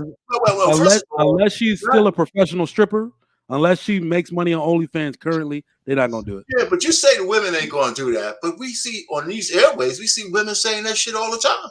That is accountability. Well, the women that say stuff like that still make money off of that type of debauchery. Well, I'm just trying to say it'd be nice for one of them to come clean. You're a goddamn freak. Okay, you might have cooled down. You got lucky enough to get a husband who didn't care that your body count was 765, but that's all right. He loves you, and that's all that matters. Yeah. Whoa. Please, ladies, don't let a man like R-Pain shame you. Now you're shaming them, sir, by saying something about a high body count. A woman has a right to be with whom she wants to be with, sir. If a woman wants to be with 700 people, that has nothing to do with you, sir. You are shaming women. You're exactly okay. Okay, I just want to make I sure. didn't Sir. say, I said, go ahead and lean into it, baby. Yeah, Lean into it. Trigger Mike, that's what I was saying about your son. You went out there and you was a party promoter, so I know you had the money and the travel expenses. You get what I'm saying, Trigger Mike? I'm sorry. What did you say? I said that's what I was saying about your son about not saying you don't advise it. You was out there and you was party promoting, right? I used to do that, and I used to make a little money, more than enough, off just a single party, no celebrities there, pocket full of cash. Your son not doing that. Let him go. If you raise them how I know you raised them in a 2-parent household, he got enough common sense to see, these girls, they out here. Hey, brother, you ever heard of Mike Tyson say, all your plans sound good until you get punched? Yeah. Yeah, Go down there, one of those chicks whip out one of those titties, and he's just like another man. I don't give a shit what that part. But she didn't whip it out for Trigger Mike's son, though. She whipped it out just because she drunk. They whip it out for just about anybody. Yeah, I'm telling you.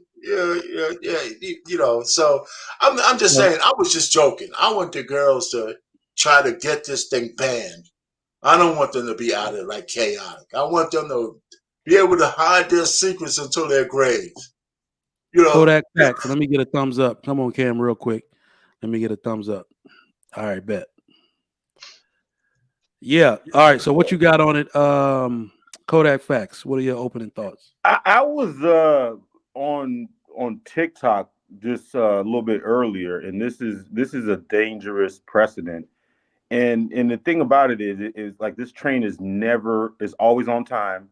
Anytime when it comes to accountability, there's always an escape route. And now the narrative that's being spun, especially on these social media things, is assault. Like all these women that were willing participants were somehow they were forced. In it's not their behavior, it's the predatory nature of men.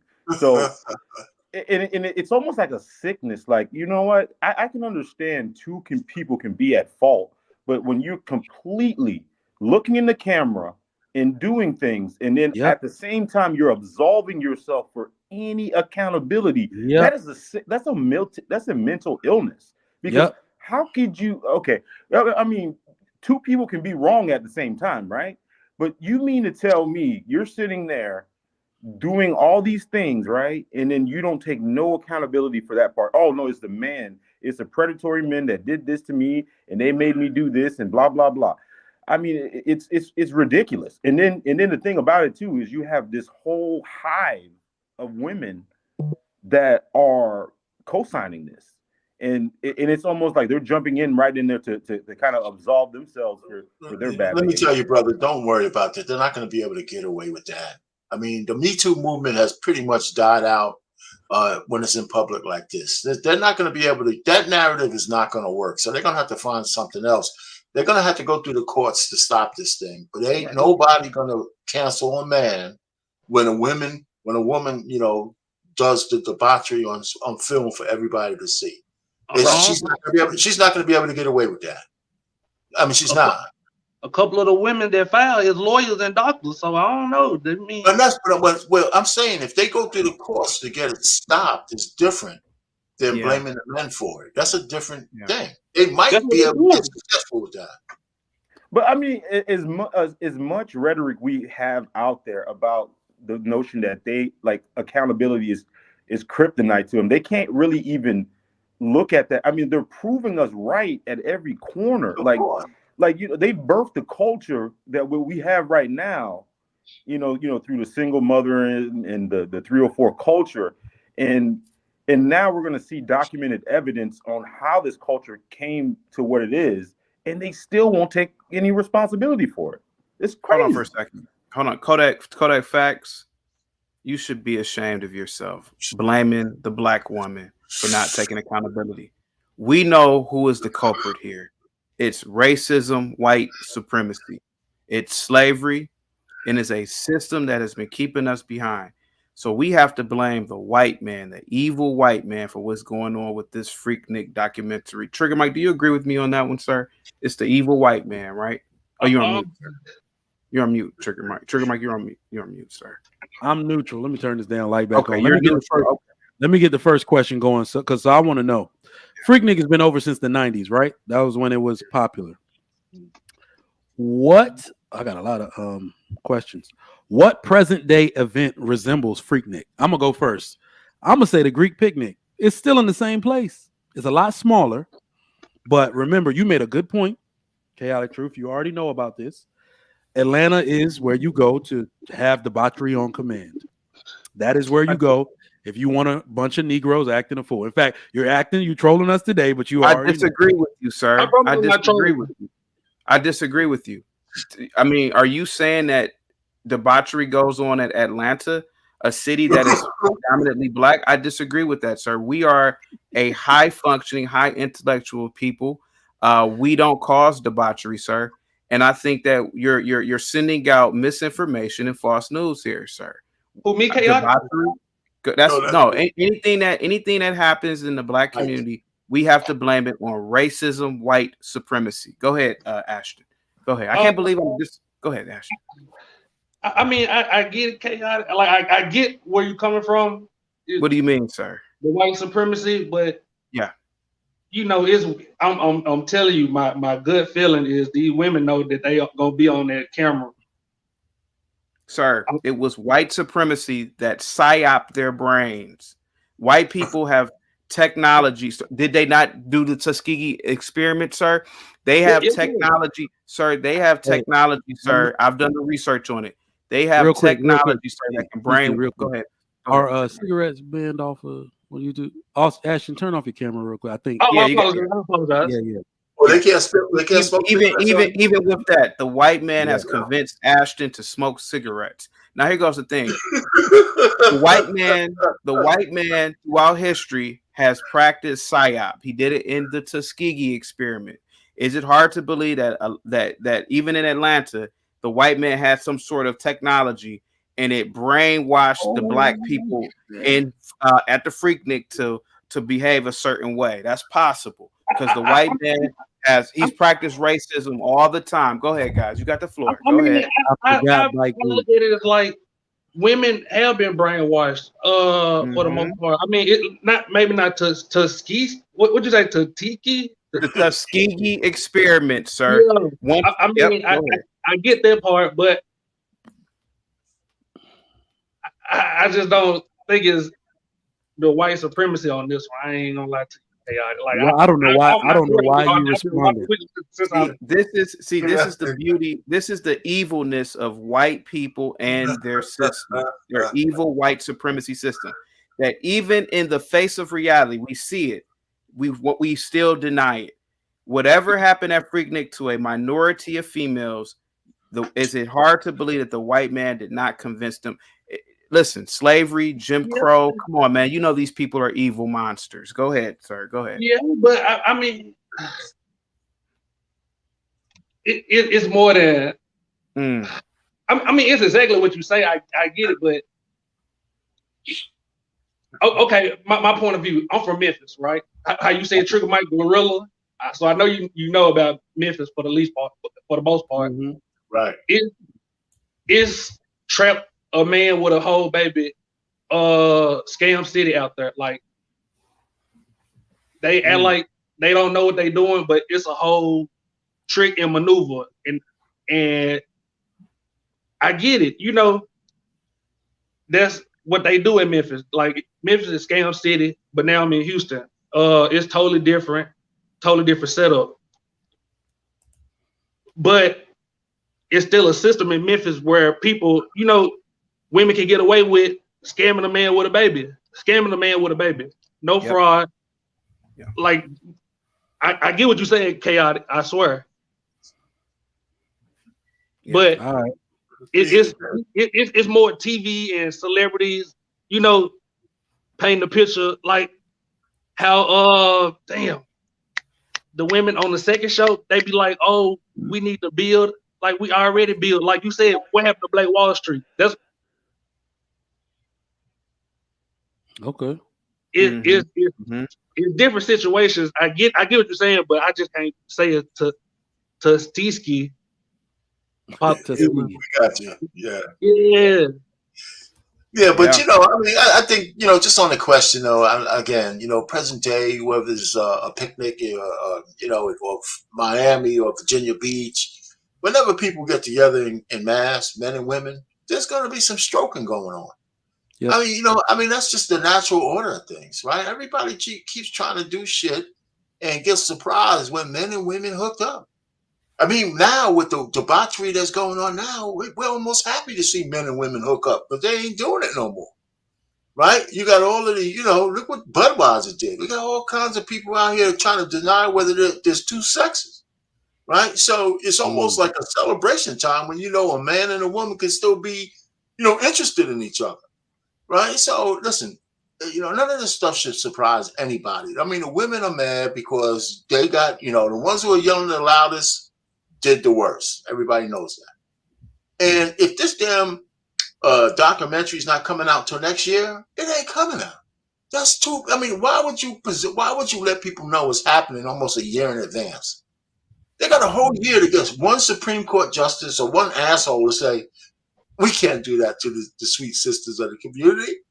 We can't do that to them. No. You know what's crazy? What's crazy is they're trying to create an environment to where they can unlimitedly police men's behavior, but you cannot police their behavior. Like even like a couple months ago, we had the whole passport bro thing, right? I don't care how you feel about it, right? They wanted to be able to police that. They wanted to be the gatekeepers, like basically the right to first refusal. We don't want you, you can go.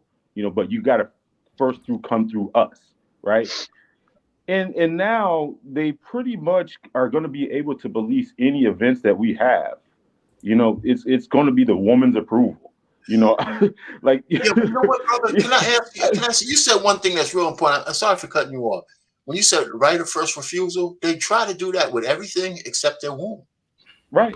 Except their womb. The Pookie and Ray Ray who shoots up the club, they don't even want to take accountability for opening their legs. Yeah. Even the male space to where we can talk and dialogue, they want to be able to control that too. Of course. That's crazy. Hold on for a second. Arpain, what do you mean by Pookie and Ray Ray shooting up the club? What do you mean by that? Like having sex with? What are you talking about? Yeah, I hate that too. What are you talking about? Well, first of all, what are you talking about? Why are you spreading lies and evilness about the community? Let me say, Pookie and Ray Ray is a nice term for the gentlemen that have the attributes that could talk the panties off of women without having to pay for it. Right? That's a Pookie and a Ray Ray. So there's a cadre of men who can do that, and we call them Pookies and Ray Rays. And I have no idea what you're talking about. Now, so I'm not talking about the Chads at the top end of the bell curve. I'm talking about the guys who know how to navigate through the honeys and pop out babies and shit and get on the internet with 500 babies and working minimum wage. Sir, that's and have all the women around them telling, I'm proud. Arpain, you are spreading falsehoods. I wish that I could ban you off the Lapeef Network for a day or two. Black men are not Pookies and Ray Rays. Black men marry their women and they have children in wed, sir. So I don't know what you're talking about this minimum wage. You're spreading falsehoods, sir. I didn't say black. You said Pookie and Ray Ray, and you're spreading falsehoods, sir. I don't know what your agenda is over here, but my God, I'm gonna say something every time you say a statement like that. Go ahead, sir. Go ahead, Arpain. Go ahead, my man. Go ahead, Austin. Go ahead, man. I mean, you call them Pookies and Ray Rays, but I don't think he was on the show when I was talking to Trigger Mike saying I'm from Memphis, where they literally scam a baby left and right. Like that's the MO out here. Like they hit you with, oh, I'm on birth control, then I don't like having sex with a condom, and then after you finish, they call you like 2 days later. I miscounted. Hey, Austin, listen. How could you be suckered in more than one? If you know right now, if you know it's a scam, how come everybody else doesn't know? Because you know why? Because men take sex from a woman any way she's going to give it to you. That's period. That's a man. That's a man. That's where the man's fault lies. A woman who is in control of her womb won't let you stick it in without a condom. So, if these women in Memphis, and it's not just Memphis, by the way, it's nationwide, and it's not just black, by the way. But let me just say, go ahead. My thing is, when I was in the area, when I was from Memphis, it was around 2009, 2007. Okay. So I mean, that was before the whole Facebook. Oh, he a demon, he a narcissist. Like it was literally, you get what I'm saying? Yeah. Oh, I'm about to have a baby. Or just to put shit on Facebook, if that makes sense. Like, no, I'm with you, brother. I'm with you. But the point is that in the hood, right? For guys who are really in tune, forget about sex.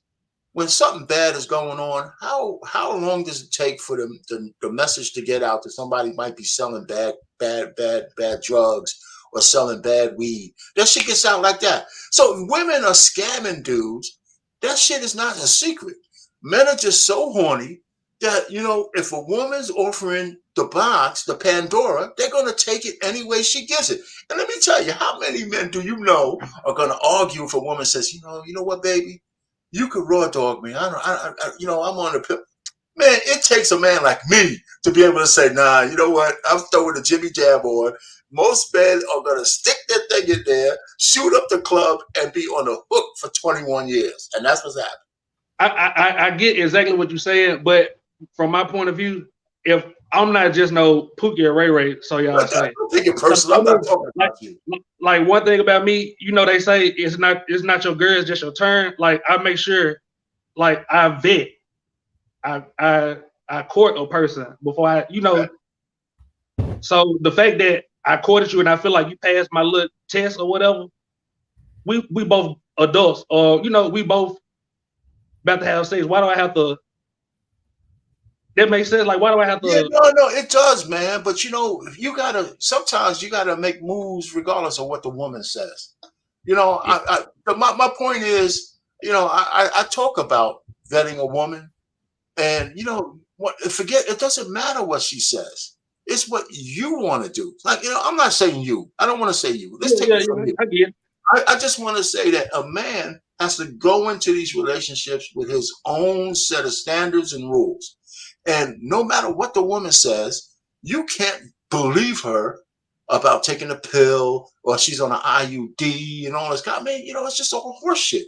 If you stick your Johnson into a woman, any woman, even a good woman, and you releasing this woman for the rest of your life, and come on now, everybody's been there, right? Everybody's had unprotected sex with a woman, and you're waiting for the phone call.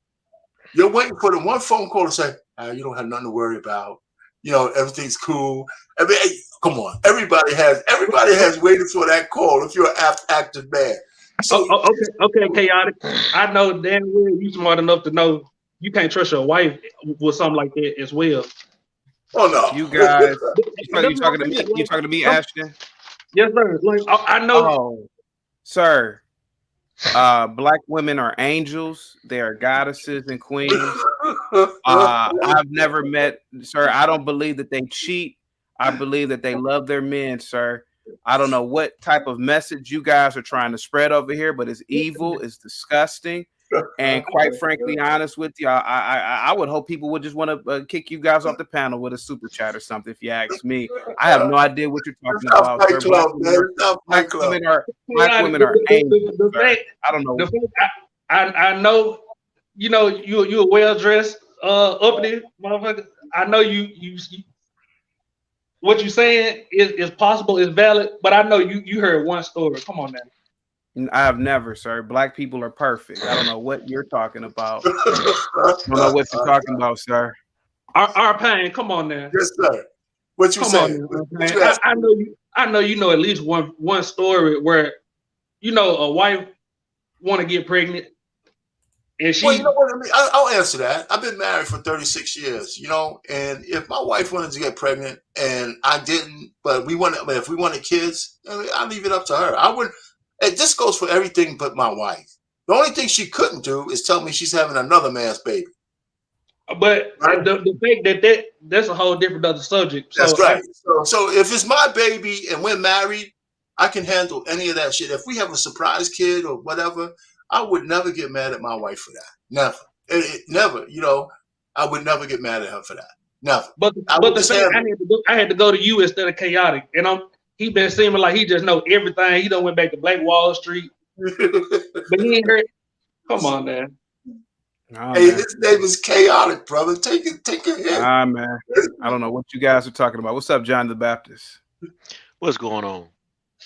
Chaotic, I see you up to your usual Oh chaos. man, I'm over here talking, sir. I was talking about the greatness of Freaknik, sir. Great African American event, sir, in history. Go ahead.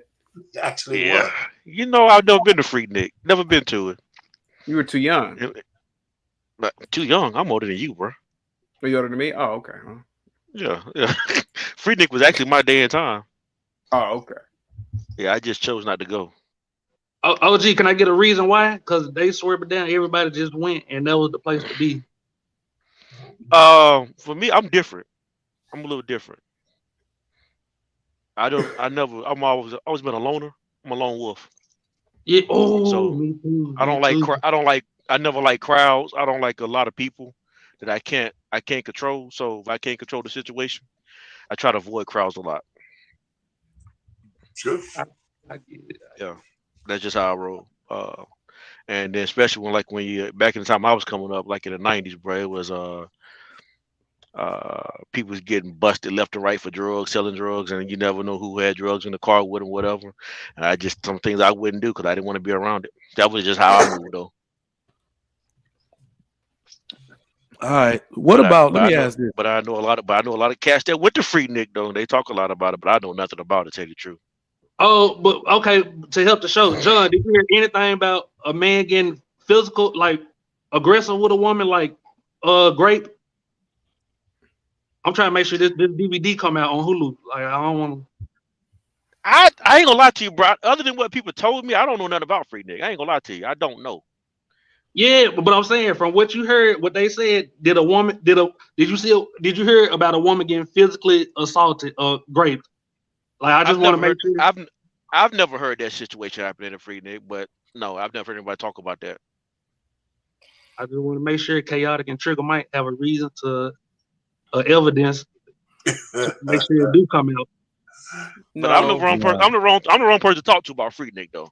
Yeah, let me tell you, man. The women ain't gonna get away with that this time, man. You know, everybody went down there they were all consenting young adults getting freaked out, man.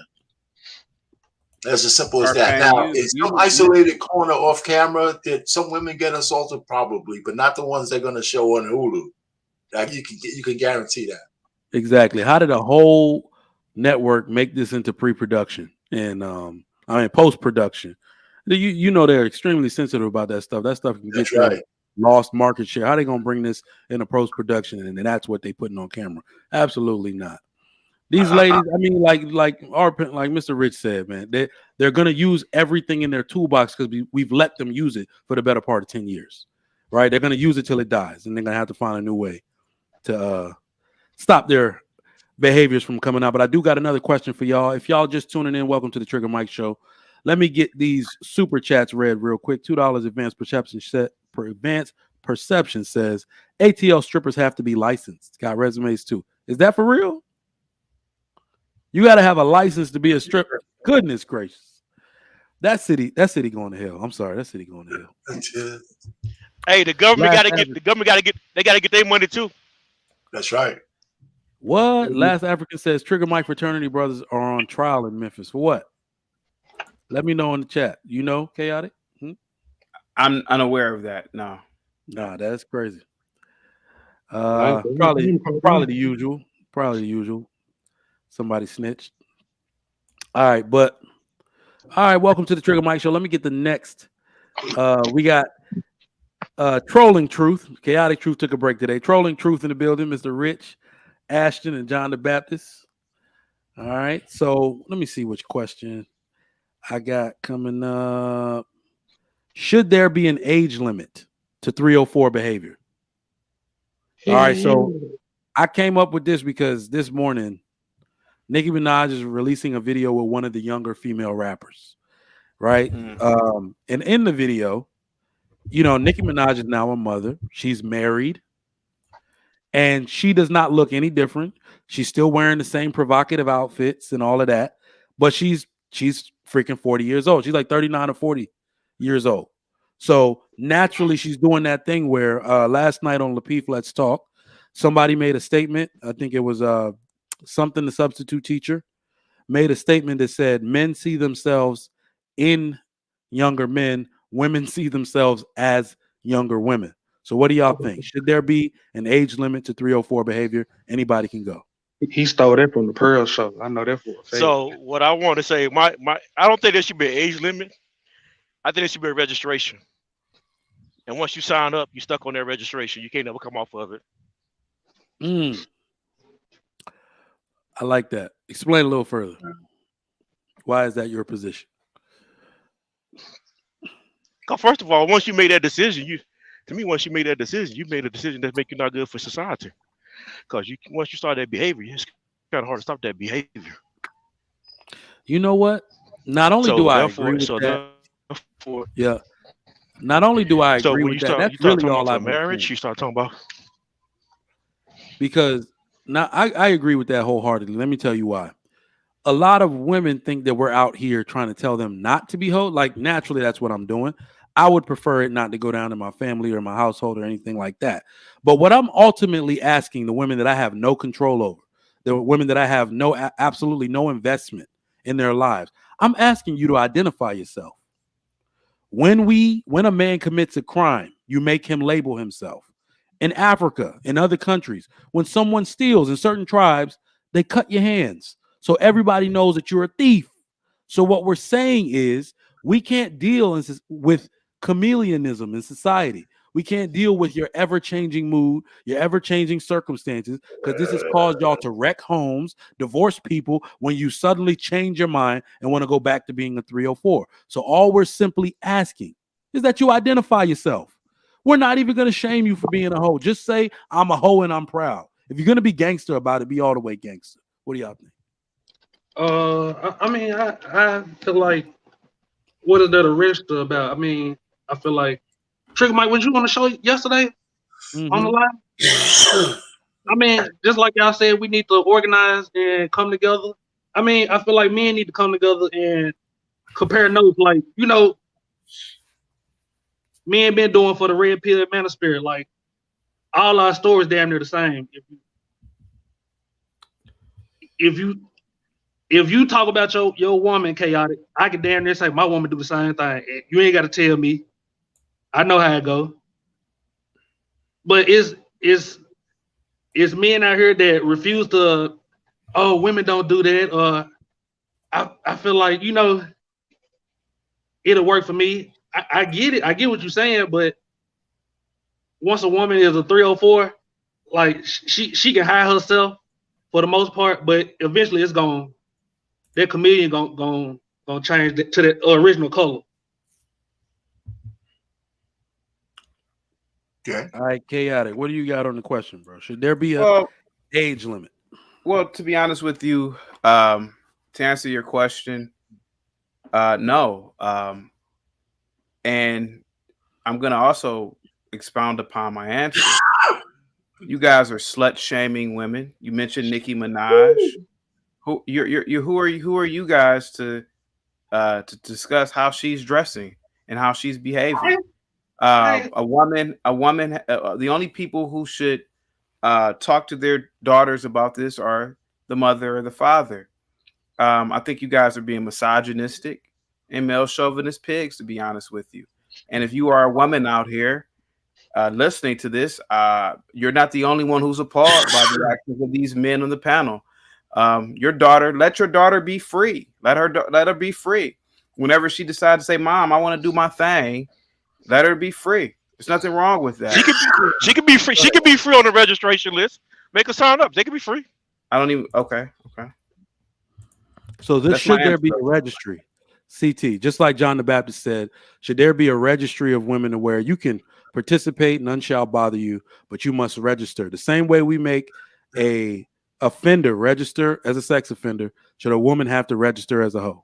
Stop. No, because what you're saying, because we understand that a registry for a sex offender is an indication of something negative, whereas being a hoe, there's nothing wrong with that, ladies. If you want to be a hoe, there's nothing wrong with that. That's totally fine. Don't let these male chauvinist pigs shame you for what you want to do with your body. You're goddesses, you're queens, you're the mother of the earth. Go ahead, guys. Go ahead. I still see how chaotic get down. He be Well, using big words. all right. So I guess let me just go ahead and answer the question as well. First of all, I agree with mostly what even chaotic is being chaotic. I agree. First of all, let's not talk about registries and all this shit. I mean, it's crazy.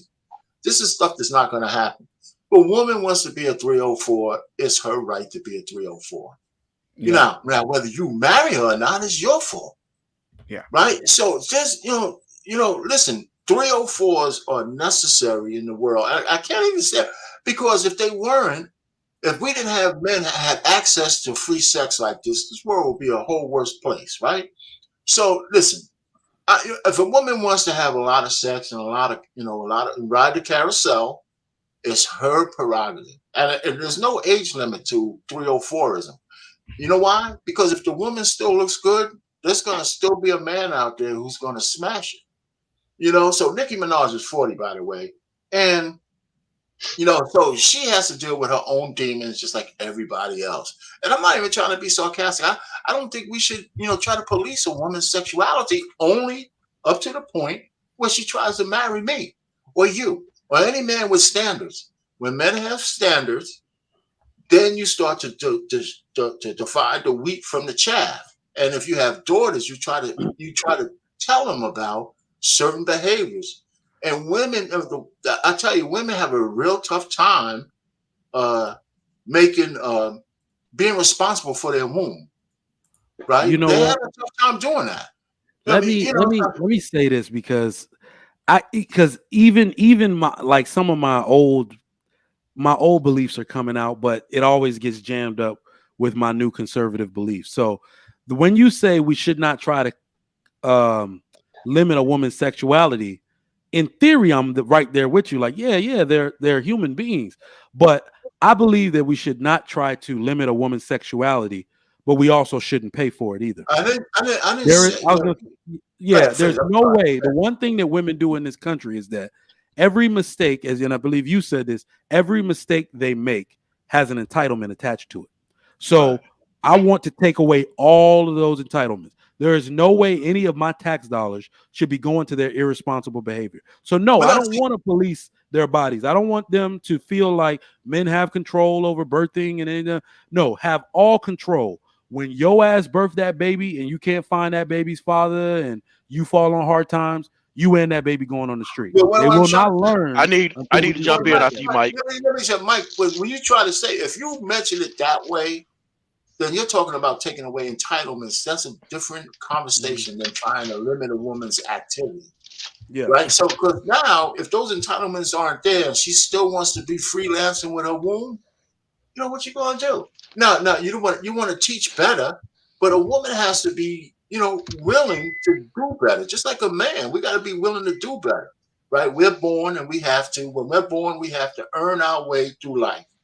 A woman, when she's born with a certain inherent value, and all she could do is make it worse and lose it by losing her virtue. And if they decide to keep losing their virtue, I mean, what the hell are we going to do other than say, we can't just keep complaining about that shit. We got to just say we have standards and you don't meet the standards we want for a wife, and stop telling us that your 304ism shouldn't matter. That's not for you to say. You're marrying me, goddammit. You're getting my last name. It matters. And if you don't like it, I'm going to walk and find another woman. I'm not going to get triggered. Hold on, let me address this because this is what women do. So you're okay with tax dollars going to the prison system? Who the fuck said that? Who said that? This is what women do. You got upset that you can't have a baby and get an entitlement for it. So you just brought up some shit no one said. Who the hell said I'm okay with the prison system? Like, what the hell? What is this called? Gaslighting? Like, who the fuck is talking about prison? Who's talking about prison? Jesus Christ. Go ahead. Y'all continue. Ashton, we didn't get you in on this. Should there be an age limit to 304 behavior? I mean, yeah, there is an age limit already, but they still try to go above and beyond that age limit. They don't know about the age limit. Like y'all just said, a woman is entitled, but I mean, they don't look at it as entitlement. They look at it as what they deserve. And if you feel like you deserve something, I mean, as a woman, wait, Ashton, those are the exact same thing. You said they don't look at it as entitlement. Yeah. They look at it as what they deserve. That is entitlement. Yeah, but that's what I'm saying. That's what women do. They look at one word as bad and one word as good. Oh, okay. I see what you're saying. Okay, I just want to make sure I'm on the money. I give one good thumbs up. But I mean, yeah, if you switching all these words around, like they going above and beyond, and they act like, I mean, again, everybody didn't grow up in a 2-parent home.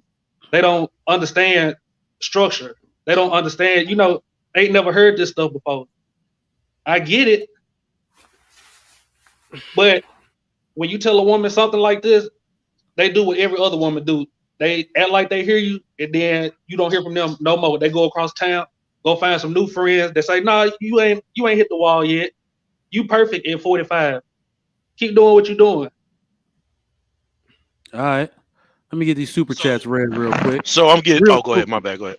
No, yeah. The real Pookie, $5. The Manosphere wants that Handmaid's Tale America. Being a 304 should be a. I don't know what he means by that. What is Handmaid's Tale again? I'm forgetting.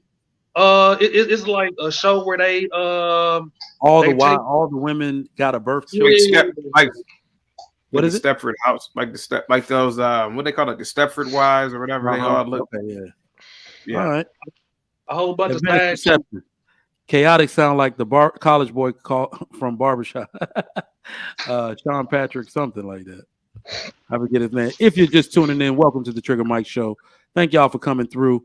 Get those likes up. We got 275 people watching and only 140 likes. We need those all the way up to 200 right now. Thank you for your continued support and patronage.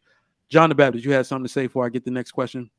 Yeah, I want to come at Payne, and I want to come at some of the young man just out, as Ashton said too as well. Mm-hmm. So Payne, you said there shouldn't be a registry? No, I didn't say that. No, you said I should. No, I don't agree with a registry. No. Okay, you don't agree with a registry? No, I don't. Okay, do you also agree with men being on child support funded by the state? No, I don't agree with any of that, but I think a man could avoid that by not being stupid. Okay, I got you, right? But it still exists. But it still exists, though, right? Hey, yeah. If you get caught, so if a man is on child support, I mean, if a man has a child, state puts him on child support. You disagree with it. A lot of men disagree with it, but it still exists. You have to agree with the registry. I don't disagree with state child support. Per se, I disagree with the way it's being administered, with prison being the hook. I don't agree with that. I think if a man paternity and the kid is his and he can prove it, I think he should pay for the kid. Okay, I think he should. I mean, I'm not, and if he can't work it out with the mother without the state, that's something else. My problem with child support is that they have. The point I'm making is this. Whether you agree with it or disagree with it is irrelevant. It's still here. And so the point I'm making is because what the state determines is this is better for society, that whether the man agrees or disagrees, it's better for the country or the state that this man be on child support. And that's better for society. Hold on. If you're gonna bring it home, please do. So now what we're saying now is for society and for the city and for the state, that if a woman wants to be a 304, it's better for society that we put you on the register, because now when you want to pick a wife, we know to avoid this list. If you want to avoid baby daddies, we know to look at this list. So therefore, it's equal on both sides. I mean, avoid the list. I hear what you, man. I think you're conflating two things, man. I'm serious. That's why you're laughing, because that's crazy, man. But go ahead. we still ain't seen the island list with Beyonce them on it, so I don't think prostitution. Oh, they off, dude. I mean, listen, y'all. We're watching this stuff in front of our eyes. You think that dude deleted himself? I was like, come on. Of course not. Oh my goodness. They want to get you off. They will. CT, go ahead. Chaotic, gotta say something. Oh, this is not on the subject, but guys, I was having a conversation with an evil, like you got, we all know that the white man is evil. I was having a conversation with an evil white man the other day, and he said that the dollar remains in the Asian and white and for damn sure the Jewish community longer than it hangs in the black community. And I was telling this evil white man, I said, that's not true. That's not true. I want for the next 5 minutes for all 255 people in here to show the evil white man that that's not true by hitting the super chats in support of this black man here, and this black network. Even if it's just $1 super chat, I want everybody to prove to these evil white people that they're wrong. The white man told me to my face, he said, boy, he said, the dollar stays in my community for weeks. He said, boy, he called me a boy. He said, the dollar stays in the Jewish community for months. He looked me in my eye and said, boy.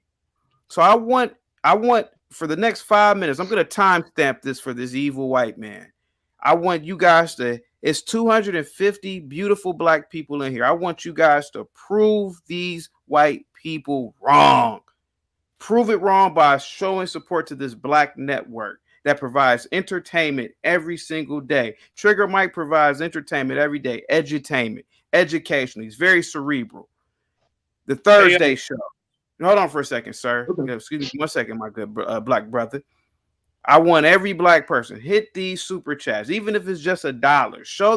Show this evil white man wrong. He said, boy, black people give money to Netflix, Amazon Prime. He said, he called me a boy over and over. I said, excuse me, sir. I said, excuse me, Mr. White Man. You don't have to talk to me like that. It's bad enough your ancestors used to beat my ancestors, but I want you guys to prove these white evil people wrong. Thank you guys so much. Trigger Mike, go ahead, sir. Chaotic. I hate to do this to you, Chaotic, but I never try to prove the white man wrong. And I gotta be honest, Chaotic. I know. So therefore, Trigger Mike, you get no more money from me, bro. he just.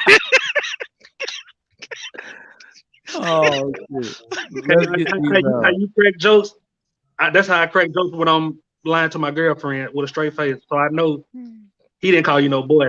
I get what you're saying. I know you heard it before, but what you just said? He called me a boy multiple times, sir. He said, "Boy." He said, "Look, boy, you little N-word. The white man, he does this." And I said, "No, sir, that's not true, sir." I said, "No, sir. Black people, we support each other, and I want you you beautiful black people to prove him wrong." Sorry, Trigger Mike, for doing that. I didn't mean to do that without your permission, man.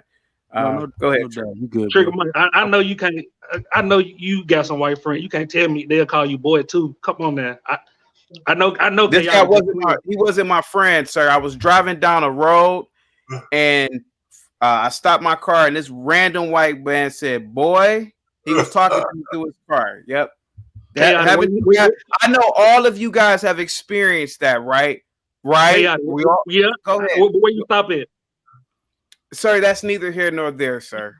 Trigger Mike, that's how y'all need to start catching the women on the Lapeef show line, asking more questions, because I see how they be lying. Chaotic. You a quick joker. I get it, but no, man. Ashton, it happens, man. It happens. I know somebody told you that before, and I heard it before too. And he was right. He was true. The dollar stay in the white community and Asian community more. Guys, it's 255 of us strong black people in here. Let's keep this dollar in our community. We got a white guy now. Ashton, you taking the bait. Don't take the bait, Ashton. Don't take the bait, Ashton. White man right here. Because I get that what he said, he heard it somewhere before, and it's true. Ashton, stop taking the bait. Don't take the bait. That's chaotic. Know who you're talking to. That's chaotic. You That's gotta why I know read the everybody room. call him You gotta before. read the room, man. He heard it somewhere, Hey, but Hey Ashton, listen to me. Don't take the bait, son. Just let this conversation go. You gotta read the This room is sometimes, Ashton. this is not helping you out right now, Ashton. yeah, but I heard the facts to that before. Like us as black people, we definitely give our money to Yeah. That's what chaotic. That's what chaotic is doing. He's mixing some truth. Okay, I'm gonna let you rock out. Go ahead. I'll let you rock this out. Go ahead. Ashton, white supremacy exists everywhere, and that happened to me. He called me boy over and over. He said, "Listen here, boy." I do what you say, but we gotta at least be honest. Like the dollar definitely leaves the black man home at a quicker rate. Like just women. Okay, this is my thing. Like I'm telling you, like I know how far Hey, you chaotic. What kind of bait do you use, chaotic, when you go fishing? What kind of what? I don't go fishing because I'm Kind of bait afraid that evil white people when are you go gonna fishing? do something to me while I'm on the water. Hell no. Y'all wildin'. No. Y'all wildin'. Let me get this next question up. All right. So let me get this question up, and we're gonna get our 2 new people in on it. 2 spring breakers came back from home pregnant without the knowledge of their baby's father. Oh man. In 20 years, will this be happening more or less often? This was a me, like I just saw it the other day. I think it's from last year, but like it made the news in some place. Like they're on Instagram bragging, like putting their pregnancy journey together. Like we went to spring break, it was wild. Oops, we pregnant. We had sex with so many dudes, and now they don't know the baby's father from. There's no possibility they're gonna find this dude. Is this gonna occur more or less often? Barnabas, we're gonna start with you. It's your first time on the Trigger Mike Show. Welcome. Thank you. It's going to happen more. That's the easy answer. Things are going to keep going down this way until something drastic happens. Until maybe, I don't know, America falls apart, civil wars, Texas leaves the union. I don't know. Something big has to happen to turn this ship around. And until that happens, it's just going to be more and more and more. That's just a simple answer. Nice and basic. Let me respond to this. She said, I need new material. The hate for women is really strange. Why are women the material? This is what I want to know. Why do y'all keep doing shit for us to talk about? Can we address that first? How is it hate when we bring fake and articles? Mike, now you know that's some evil white man and he's disguising himself as a black avatar. We got guys. That's what they do.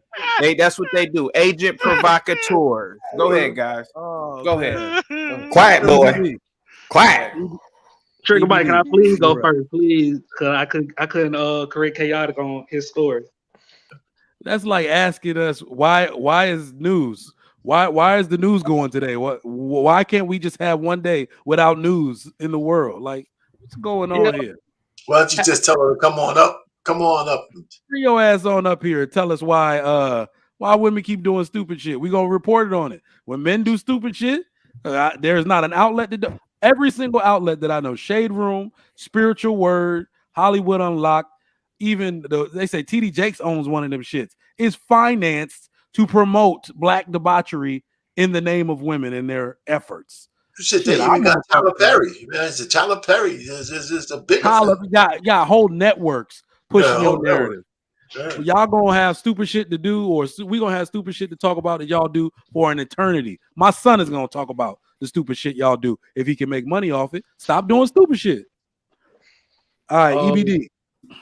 All right, so I would say, so they just messed around, effed around, spring break, both of them pregnant, and neither one of them know who the father is.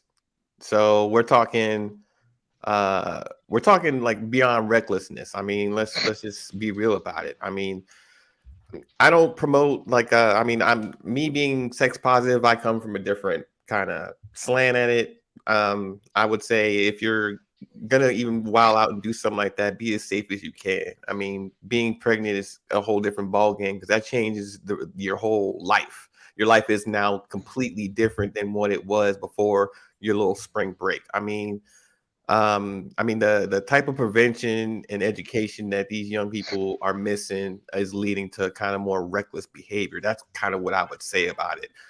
If they had, if they stopped, with the, if they stopped promoting, no one really promotes recklessness except for reckless people, right?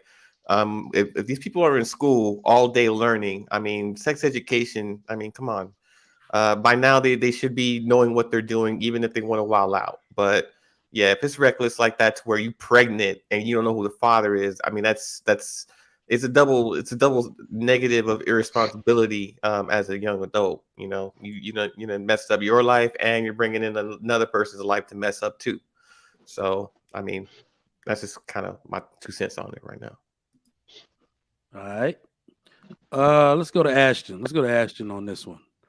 So you think this 304 behavior, where I think the way it's described, these women don't have a chance of knowing who the father is of their baby. You think these type of occurrences are going to happen in 20 years? Is it going to happen more or less often?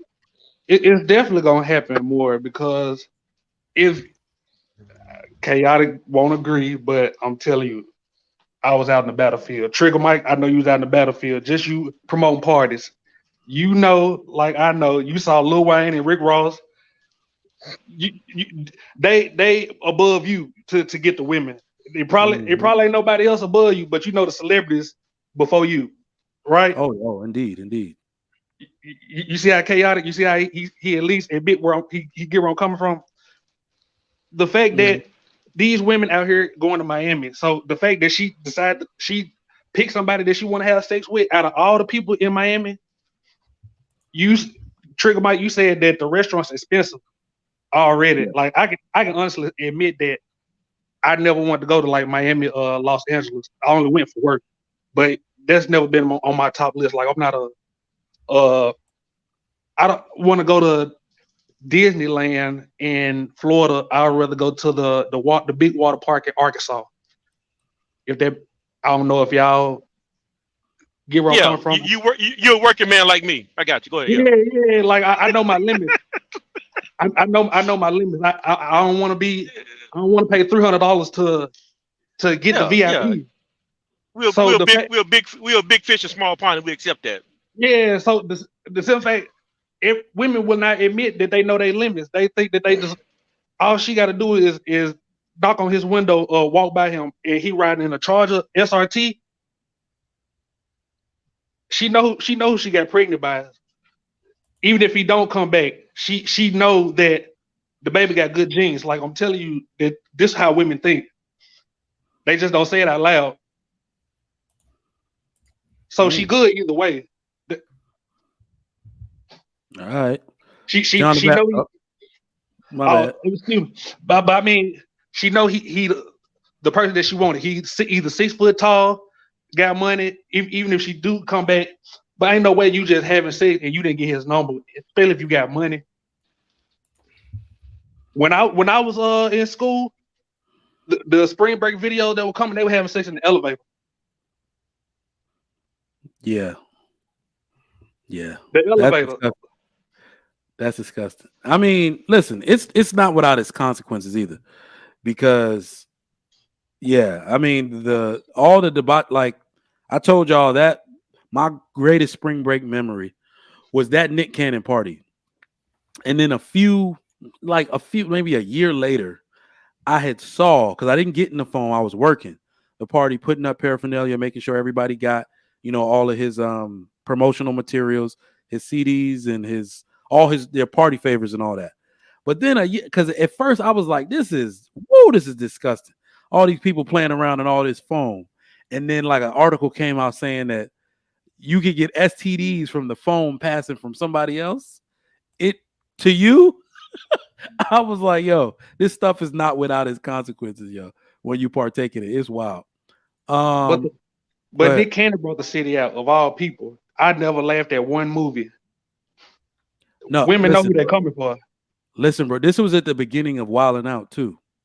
So, that Wildin' Out been going strong almost 20 years, bro.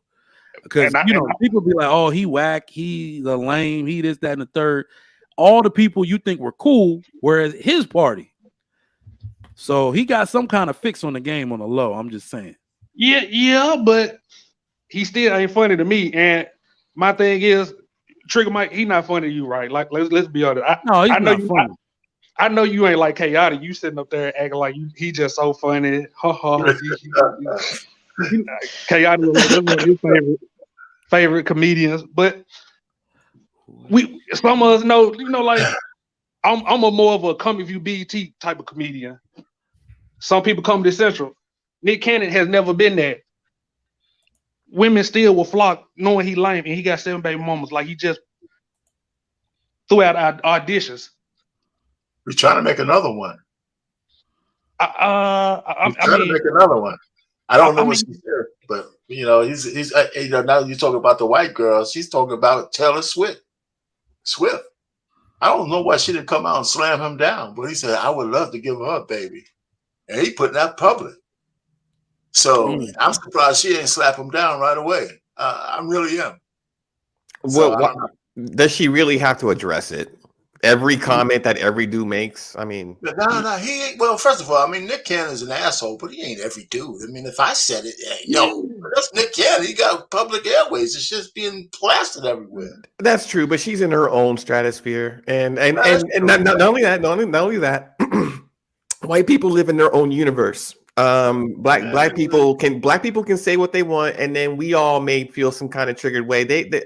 White people, their checks still get deposited no matter how we feel or what we say. So they live in an entire different universe where this is a blip on a Twitter. That's it. They keep it scrolling. All right, we don't have to debate that. I don't want to get there, but I hear you. I'm not going to argue that. Listen, that's what I'm saying. I mean, Lizzo thought she was gonna get Captain America. Yeah, Chris Evans, right? Or Chris Hemsworth. Evans. Yeah. He might have snuck over there as long as she promised not to tell anybody. He did, but he did. At least he replied. He personally himself was flattered and replied. And Okay, so that goes against your thing that they don't reply. Those are two Hollywood people communicating with each other. But I mean that's different between Marvel and Taylor Swift. And Taylor Swift, right? Yeah, like Marvel, he got to reach out and show he good with the community. A black person reaching out, that show you like black people a little bit. I get it, I get the industry. I don't know about that. I mean, that's public enemy. That's public enemy. Wait, Arpain, Mr. Payne. She answered the fact that she addressed Kanye, and then they had that thing. You know what I mean? She's been through all that with Kanye. She doesn't need to answer every random black dude that says something stupid. Well, first of all, I don't disagree with you. The only thing is, maybe she wants to have his baby. Okay, she would have tweeted. She would have tweeted. She would have said something. She would have said something. That's what I'm saying. Who knows? But let's get back to the topic. Okay, go ahead. These 20, listen. What are we asking here? I mean, 20 years. First of all, 30% of married couples out here in the United States have kids, and the husband's not the father. They said it's up to almost 30%. It's like 80% in Jamaica, right? So I mean, who? Listen, first of all, paternity tests should be mandatory, and women going down to spring break, stroking 100 dudes in 5 hours or 2 or 3 days. Of course, they ain't gonna know who the baby's father is. So I mean, I'm not surprised. This shit probably happens more. I mean, whether it's going to happen more in the future, this should happen a lot right now. Yeah, but I mean, there's half the women in the hood who are sexually active, who are having babies. They have absolutely no fucking idea who the father is. Payne, I ain't trying to cut you off. Go ahead. I get what you're saying. I do, but I'm telling you, the percentage of a man marrying a woman with kids like back in the day is going down. I didn't say it wasn't. I understand that because men are starting to put more standards on them. And listen, if anything comes from this echo chamber that we're in, is that men, after the men get out of their red pill rage, after all the bullshit of blaming women for every fucking thing, the bottom line is the answer for men is put some standards on your life. actually put some standards on your life that you are willing to stick by, even over getting the Pandora. That's the answer. Because once you start doing that, and once you start looking at the women who are your prospects for a relationship or marriage, you'll start to understand that they'll eliminate themselves. You just got to be willing to walk away and find the next one. That's it. Go ahead. Okay, Payne. You was the one who said Pookies and Ray Rays, right? Yeah, I still stand by the Pookies and Ray Rays. A lot of those guys getting ass, right? They're impregnating everybody out there. Okay, Drake just got in trouble for putting hot sauce in his condom. He's a rich Pookie. Oh, how? Wait. Different language. Wait. Hang on. Different language for different type of people. Pookie Ray Ray is on the low income side of it. No. Tyrone and Shad are on the high income side of it. So Drake is gonna be more of a Tyrone. He's not gonna be a Pookie or Ray Ray. You could be a high class Pookie. You could be a high class Pookie. Your name wouldn't be. Wait. If you were high class, your name wouldn't be Pookie. No. Stop. You can't change my definition. Drake is not. You can't. I don't call Drake a Chad or one of them. He could be a Tyrone. He'll take your chick. He ain't got to buy a drink. He ain't got to say nothing. Hey, Enter the Black, Jack. Let me just say this, and you can say anything after that. Go ahead. He could be a Tyrone, but that's not the way he moves. He moves more like a goddamn Pookie. He does. Give me a different. Give me the difference between how they move between the two. Well, listen. I mean, listen. The high end guys, the top 10% of the guys, they have a certain amount of anonymity to them. They're going through the women, and they have some kind of decorum to them. Okay. This guy, even though he has the money. Okay. I mean, look at the salacious shit that he does. I mean, his kid that he loves, which is cool, is probably a porn star or some chick like that or something like that. I think so. He's a rapper, so he tries to keep his feet in the decadence of rap, and he's got the money to have an appearance of a Tyrone. But the truth of the matter is, if he had that money, he'd be Pookie, a light-skinned motherfucker like that. He'd be going through the chicks would be just throwing pussy at him, even if he didn't have the money. Okay, Payne. But hold on. I ain't trying to cut you off, but I just like putting two and two together before you finish your sentence to show you that you could be wrong. If he put hot sauce in the condom and had to go to court for that, you don't think that the porn star you wanted to be by a porn star with curly hair? Up, John. A porn star at that. Okay, John, you broke up, man. I couldn't get to that. Oh, Payne, you can't hear me? Yeah, I hear you. Listen. Let me tell you guys first. I don't have to be 100% right. That's just my perception. This is just my perception of how I look at this man. So I'm not going to stand on. Let me ask you something. Don't you think the big difference between Pookie, Ray Ray, and versus the Tyrones is one, a Pookie and Ray Ray that knocks up multiple women? I don't think those women really wanted to have this dude's baby. Oh, that's not true. For me. I think they wait. I think they want to have sex, but I don't think they want the baby. No, that's not true. Yeah, I don't buy that they want the baby. If you listen to the psychology of some of those chicks down in that part of the hood, they want to have babies and not marriage. So they look at the Pookies and the so-called Pookies and Ray, for my man Austin's benefit, the so-called Pookies and Ray Rays. Okay, they're looking at those guys because they have physical attributes that they would like their kids to have. And that's why they're stroking these guys without condoms. And these guys got nothing to offer. And you don't think women know that? I mean, they know that. But listen, we can't stop making excuses for women. You let a man stick his Johnson in you, and you're a fertile woman, you're gonna get pregnant at some point. So I'm too young, I'm this and that. That's all bullshit. Yeah, that's the excuse. So the first baby daddy always broke. So I'm telling you, they going for the second one to do better. Maybe the third one too. I told you, I hear you, brother. And you know what? And if they couldn't pick the first one, the second one, and the third one, the third one is still broke. But you know what? He could eat at night. It's a serious problem. It's a serious problem of choice. This is my last question to try to convince you. Men, in my eyes, they always leave evidence that's not on paper.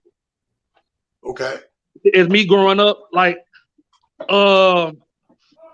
me growing up, I used to hear the stories how another man talking to my dad about how his wife did him and how he got kicked out the house, and you could tell when another man lying. Correct, like you can put two and two together and see that he's not lying or he hiding something. Okay. This man put hot sauce in a condom. Where the hell you get hot sauce from? Hey, Austin, I don't know if I disagree with a lot of stuff you're saying, to tell you the truth. We might just be saying it a little differently. I know you have another affinity for the Pookies and the Ray Rays, but I'm not against them. I just understand it is the where it's at. I get your definition. I swear I do. But how you just gonna call a man up?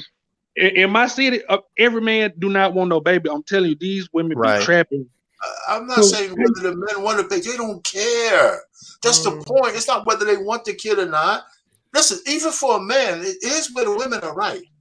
Men can't absolve themselves. If you have sex with a woman, no matter what she said, and you shoot up the car, you give away some of your freedom. How long are we gonna keep having this ignorant conversation before we move on to the next question? Okay. Your Wi-Fi gave out. We're trying to give you a chance, but you started breaking up. God dang it. I think talk about the bus. That's fine. I don't care because that's what I do to show that I'm telling the truth. Okay, I think we can all come to at least an agreement that if these two women that went on spring break or any kind of future spring break, I mean, if it were me, I would just hand out a bunch of condoms and birth control and be like, hey, go to freaking town. Because you're not going to prevent or stop them from having sex. That is what it's going to be. The problem is, do you want a different outcome? And if you want a different outcome, you're gonna have to throw some things into the mix. Y'all are talking about this subject. Y'all talking about this subject like women are going to spring break to be responsible. Okay, let me change this up. Women and men are not going to spring break to be responsible. Anybody goes to Freaknik or Miami, they not looking to be responsible. They looking to get drunk, get high, make all the dumb decisions they can make. So you give them 1,000 condoms every day, it's gonna be 1,000 condoms land on the beach that ain't been used. If five, wait, but if it's five, out of 1,000 condoms, wait, I tossed 1,000 condoms. If there's 5 that do get used, and 995 I'm not finna sit here and debate idiotic, stupid, idiot. We're not gonna debate this. What's your solution to this problem? You know what you're doing in Miami. No. What's your solution to this problem? Do you want a different result, or are you just gonna say screw it? What is your solution to the problem?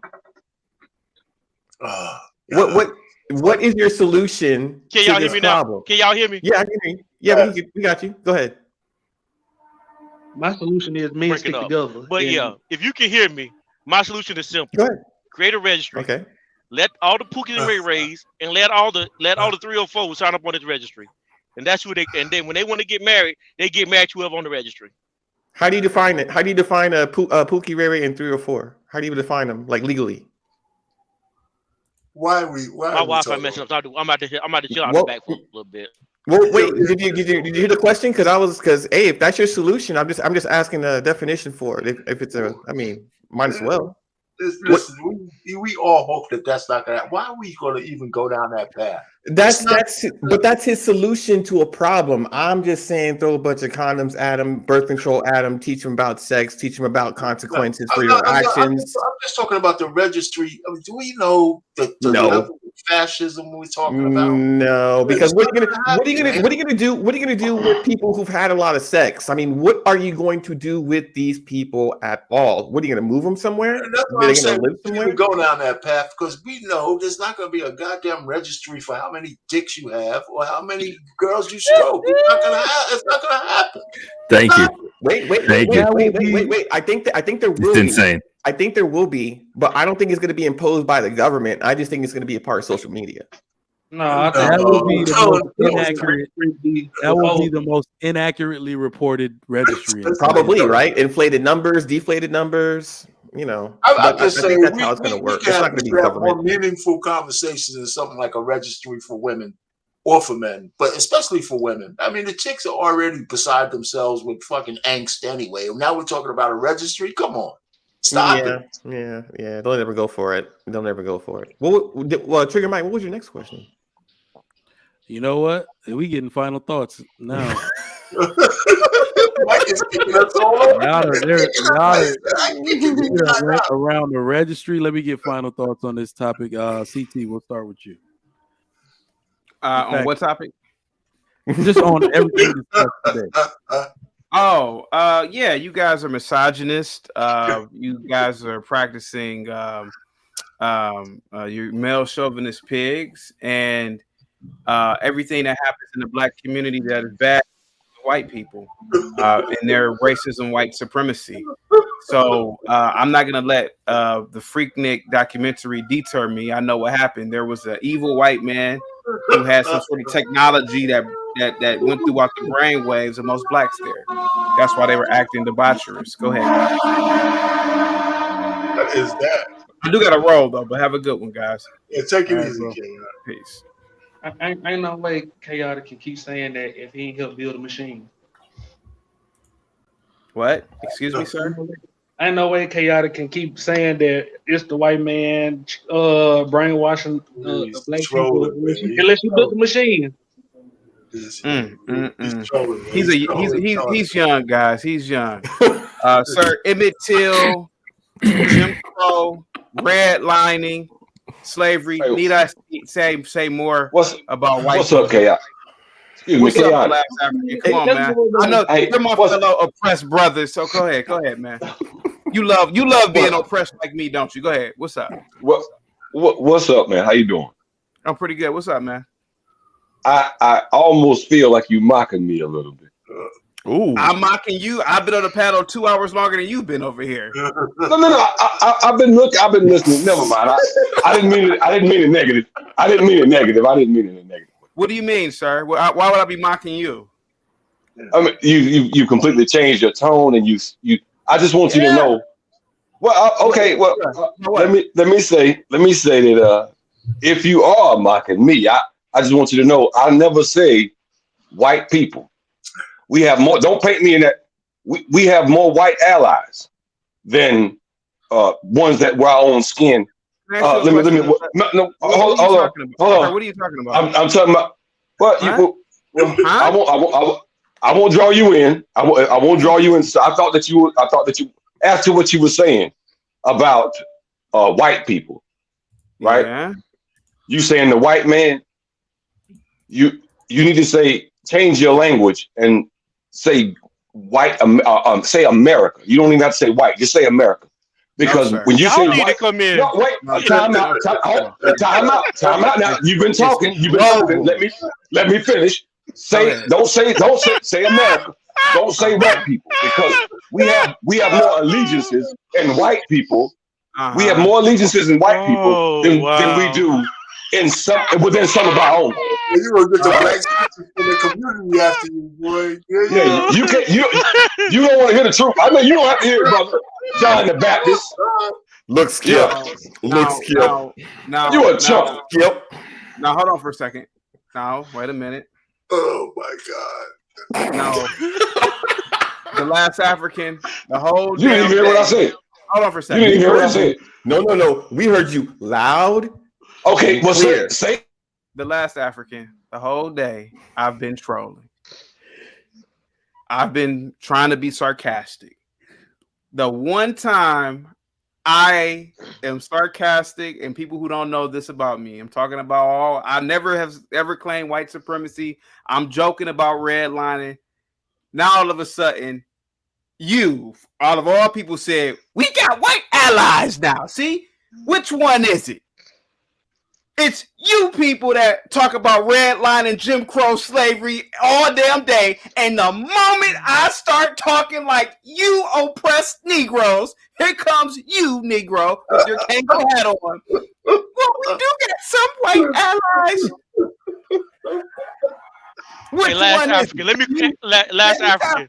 I'm not last African. I wasn't okay. I was laughing. I'm gonna go apologize for laughing loud, because the reason why I was laughing because you're attacking Chaotic, and Chaotic is on your side. chaotic is the message. He is the picture of your message, and that's why I couldn't stop laughing. I'm sorry, bro. I've been trolling all damn day, and now here you come. You upset that now I'm talking about white people? Ain't that a bitch?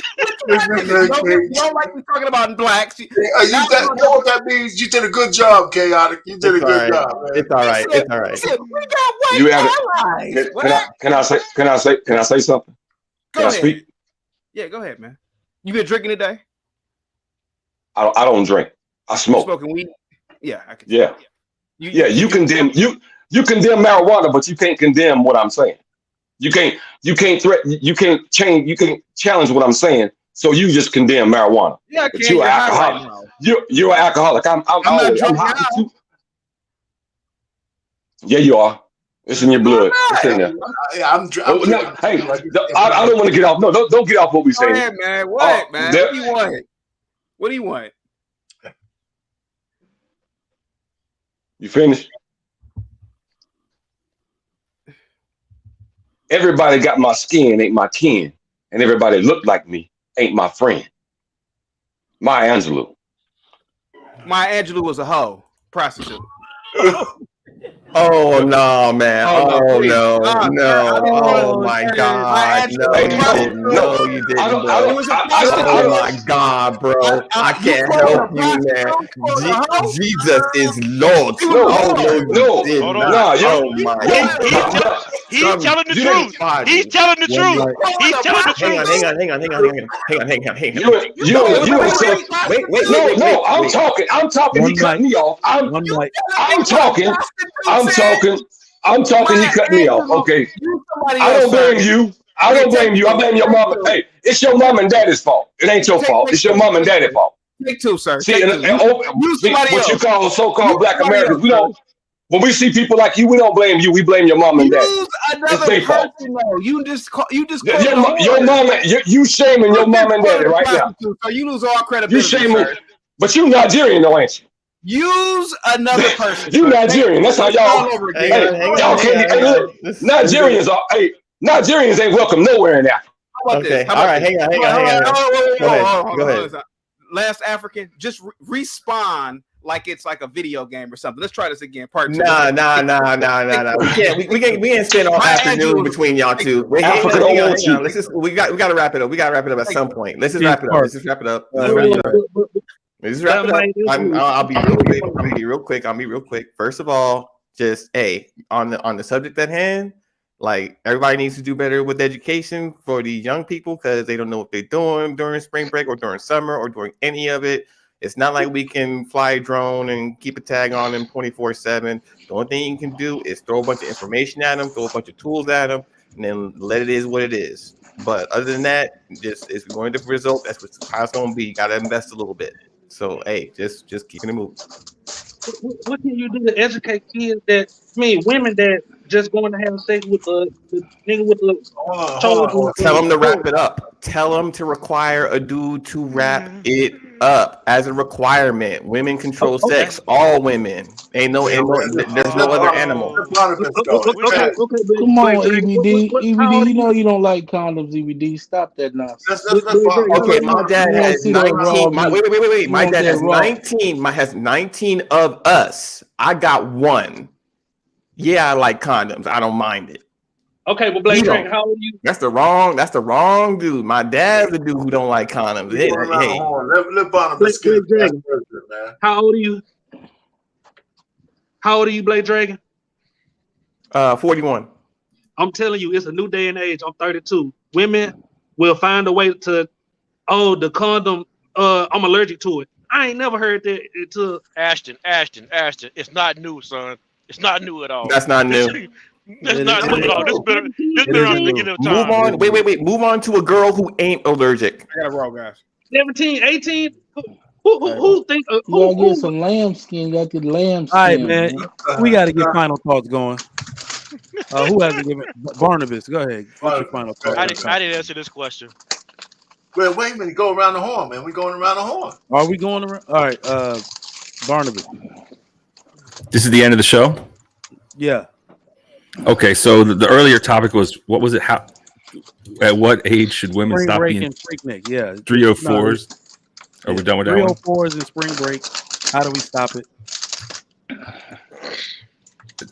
Maybe the Muslims can stop it if there's some religious type of resurgence.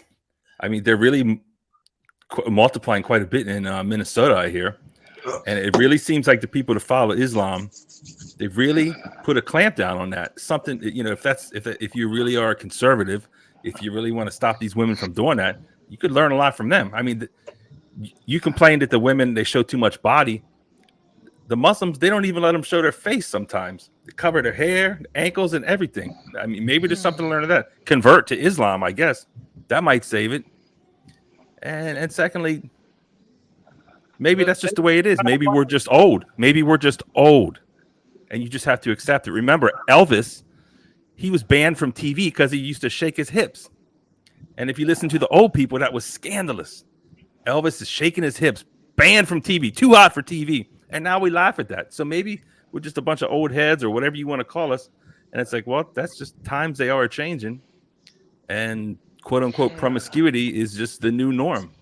And it's a brave new world. And we're creating a new society, maybe a new society where no one knows who their father is, but the whole community helps raise them. I mean, it's possible. You laugh, but that's what it's headed to. That's what it's headed to. So, I mean, I can't argue with it. I mean, that's what's been going on. So, all right, 30 seconds. Ashton, final thought. Y'all basically agree with me in so many words. Somebody said Maya Angelou, a hoe. Like, that was a fact that was barely given. So a registry ain't gonna do it. You get what I'm saying? It'll be more likely a Pookie registry for men before a female registry, a 304 registry. Like, we just look at how stuff going now. Like, they're about to make 304 like prostitution legal in Las Vegas, but the men still get arrested. Like, I get my Wi-Fi. I get what y'all saying. Like, but I'm telling you, these women, they know they got the advantage, but they don't know that it's a consequence. They think it's no consequence, and when they do know it's a consequence, they don't care because they know they can go to the government and still get housing, food, milk.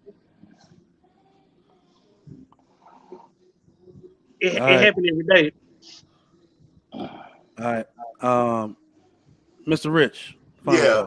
Listen, man, just final thoughts. I just think that one, we as men, I think a lot of our issue is not necessarily the women. It's just us having standards that we can live by. We need to find standards that we can live by, and don't waver on them. Like when you're in a marriage or you're in a relationship with a woman, I think everything is negotiable, but your leadership, right? It's what you can live with, right? And so if you have a woman that you're vetting or courting for your wife, right? It matters only to you what she's done. Now, I wouldn't suggest that if you're a single man with no kids that you have a baby mama. I think you should go find your own woman and start your own legacy.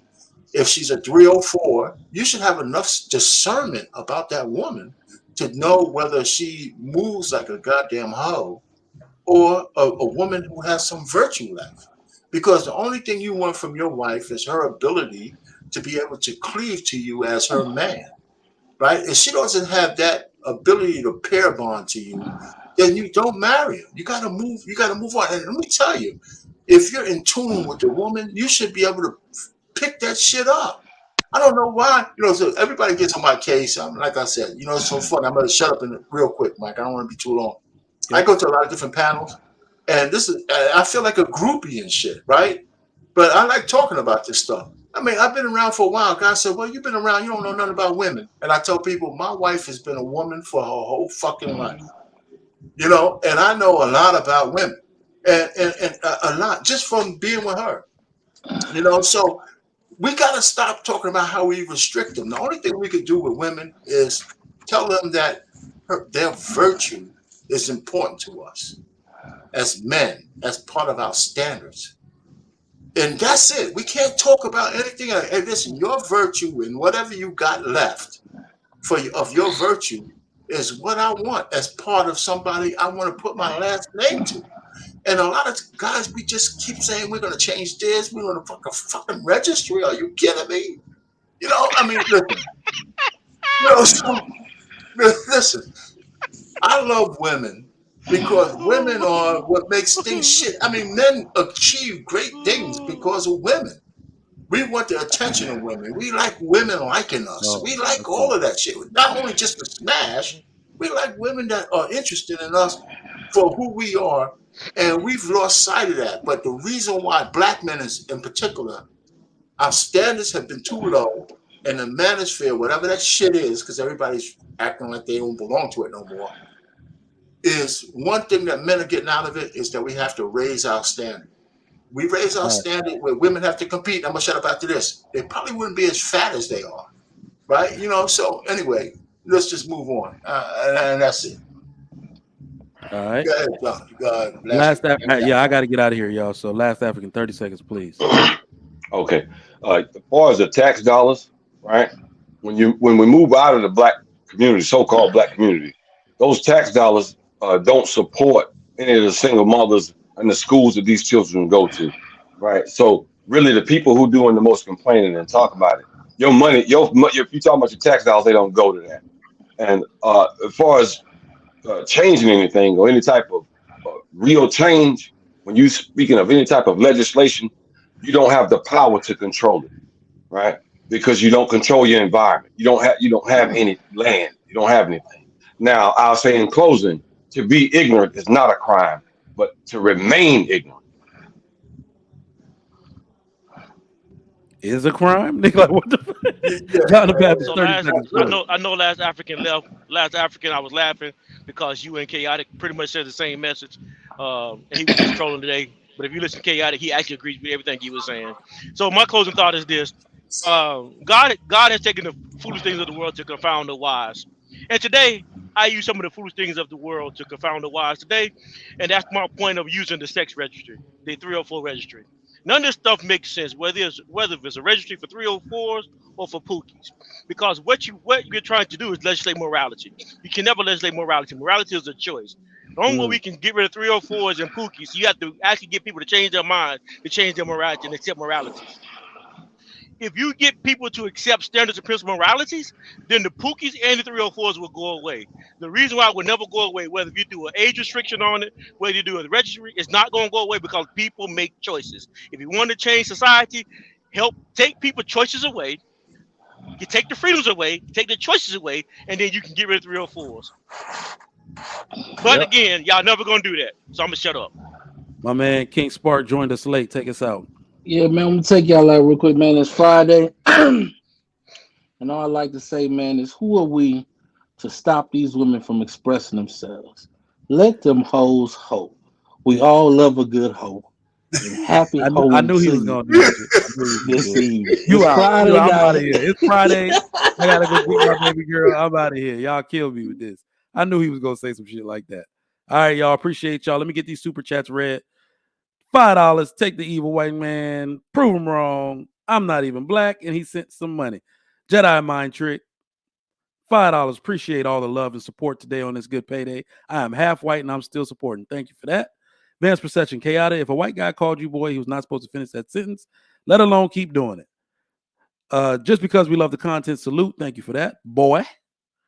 Chaotic, you woke. This is disgusting. Thank you. Stop the cap for 4 guys on Friday, 5 guys on Saturday. That stat says 10% are not the father, and it comes from a study of men that were already questioning paternity. And last one I say anyone that wears a Houston Rockets hat needs to be investigated. Forget that. We getting Victor Wembanyama by the grace of God.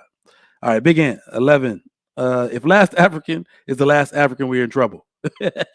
Alcohol is a drug, Chaotic. Thank you, sir. Heavy tits. Y'all funny. Abolish the government, racism, feminism without the state. It's just a bad idea. I want to thank y'all for coming through, and thank you for all your support of the Trigger Mike Show today. Get those likes up. Follow everybody on the panel on their individual platforms. Also, do me a favor and go to my personal YouTube channel. at Trigger Mike Show, or just type in Trigger Mike into the YouTube search box and give a subscribe to my channel. I might start doing content over there. I do have new shorts for you coming. It's been dope, y'all. Happy Friday. Spend time with your family. No debauchery this weekend. Please don't participate in any 304 culture this weekend. Find your wife or find your husband. Please do one or the other. Please. It's getting real out here for y'all, man. This is disgusting now. It's really disgusting. And once you see that Freaknik documentary, you're either going to be turned on or disgusted. And I'm telling you right now, go find your forever person. It's way doper than this shit y'all doing right now. I'm out. Trigger Mike signing off. I'll see y'all next time.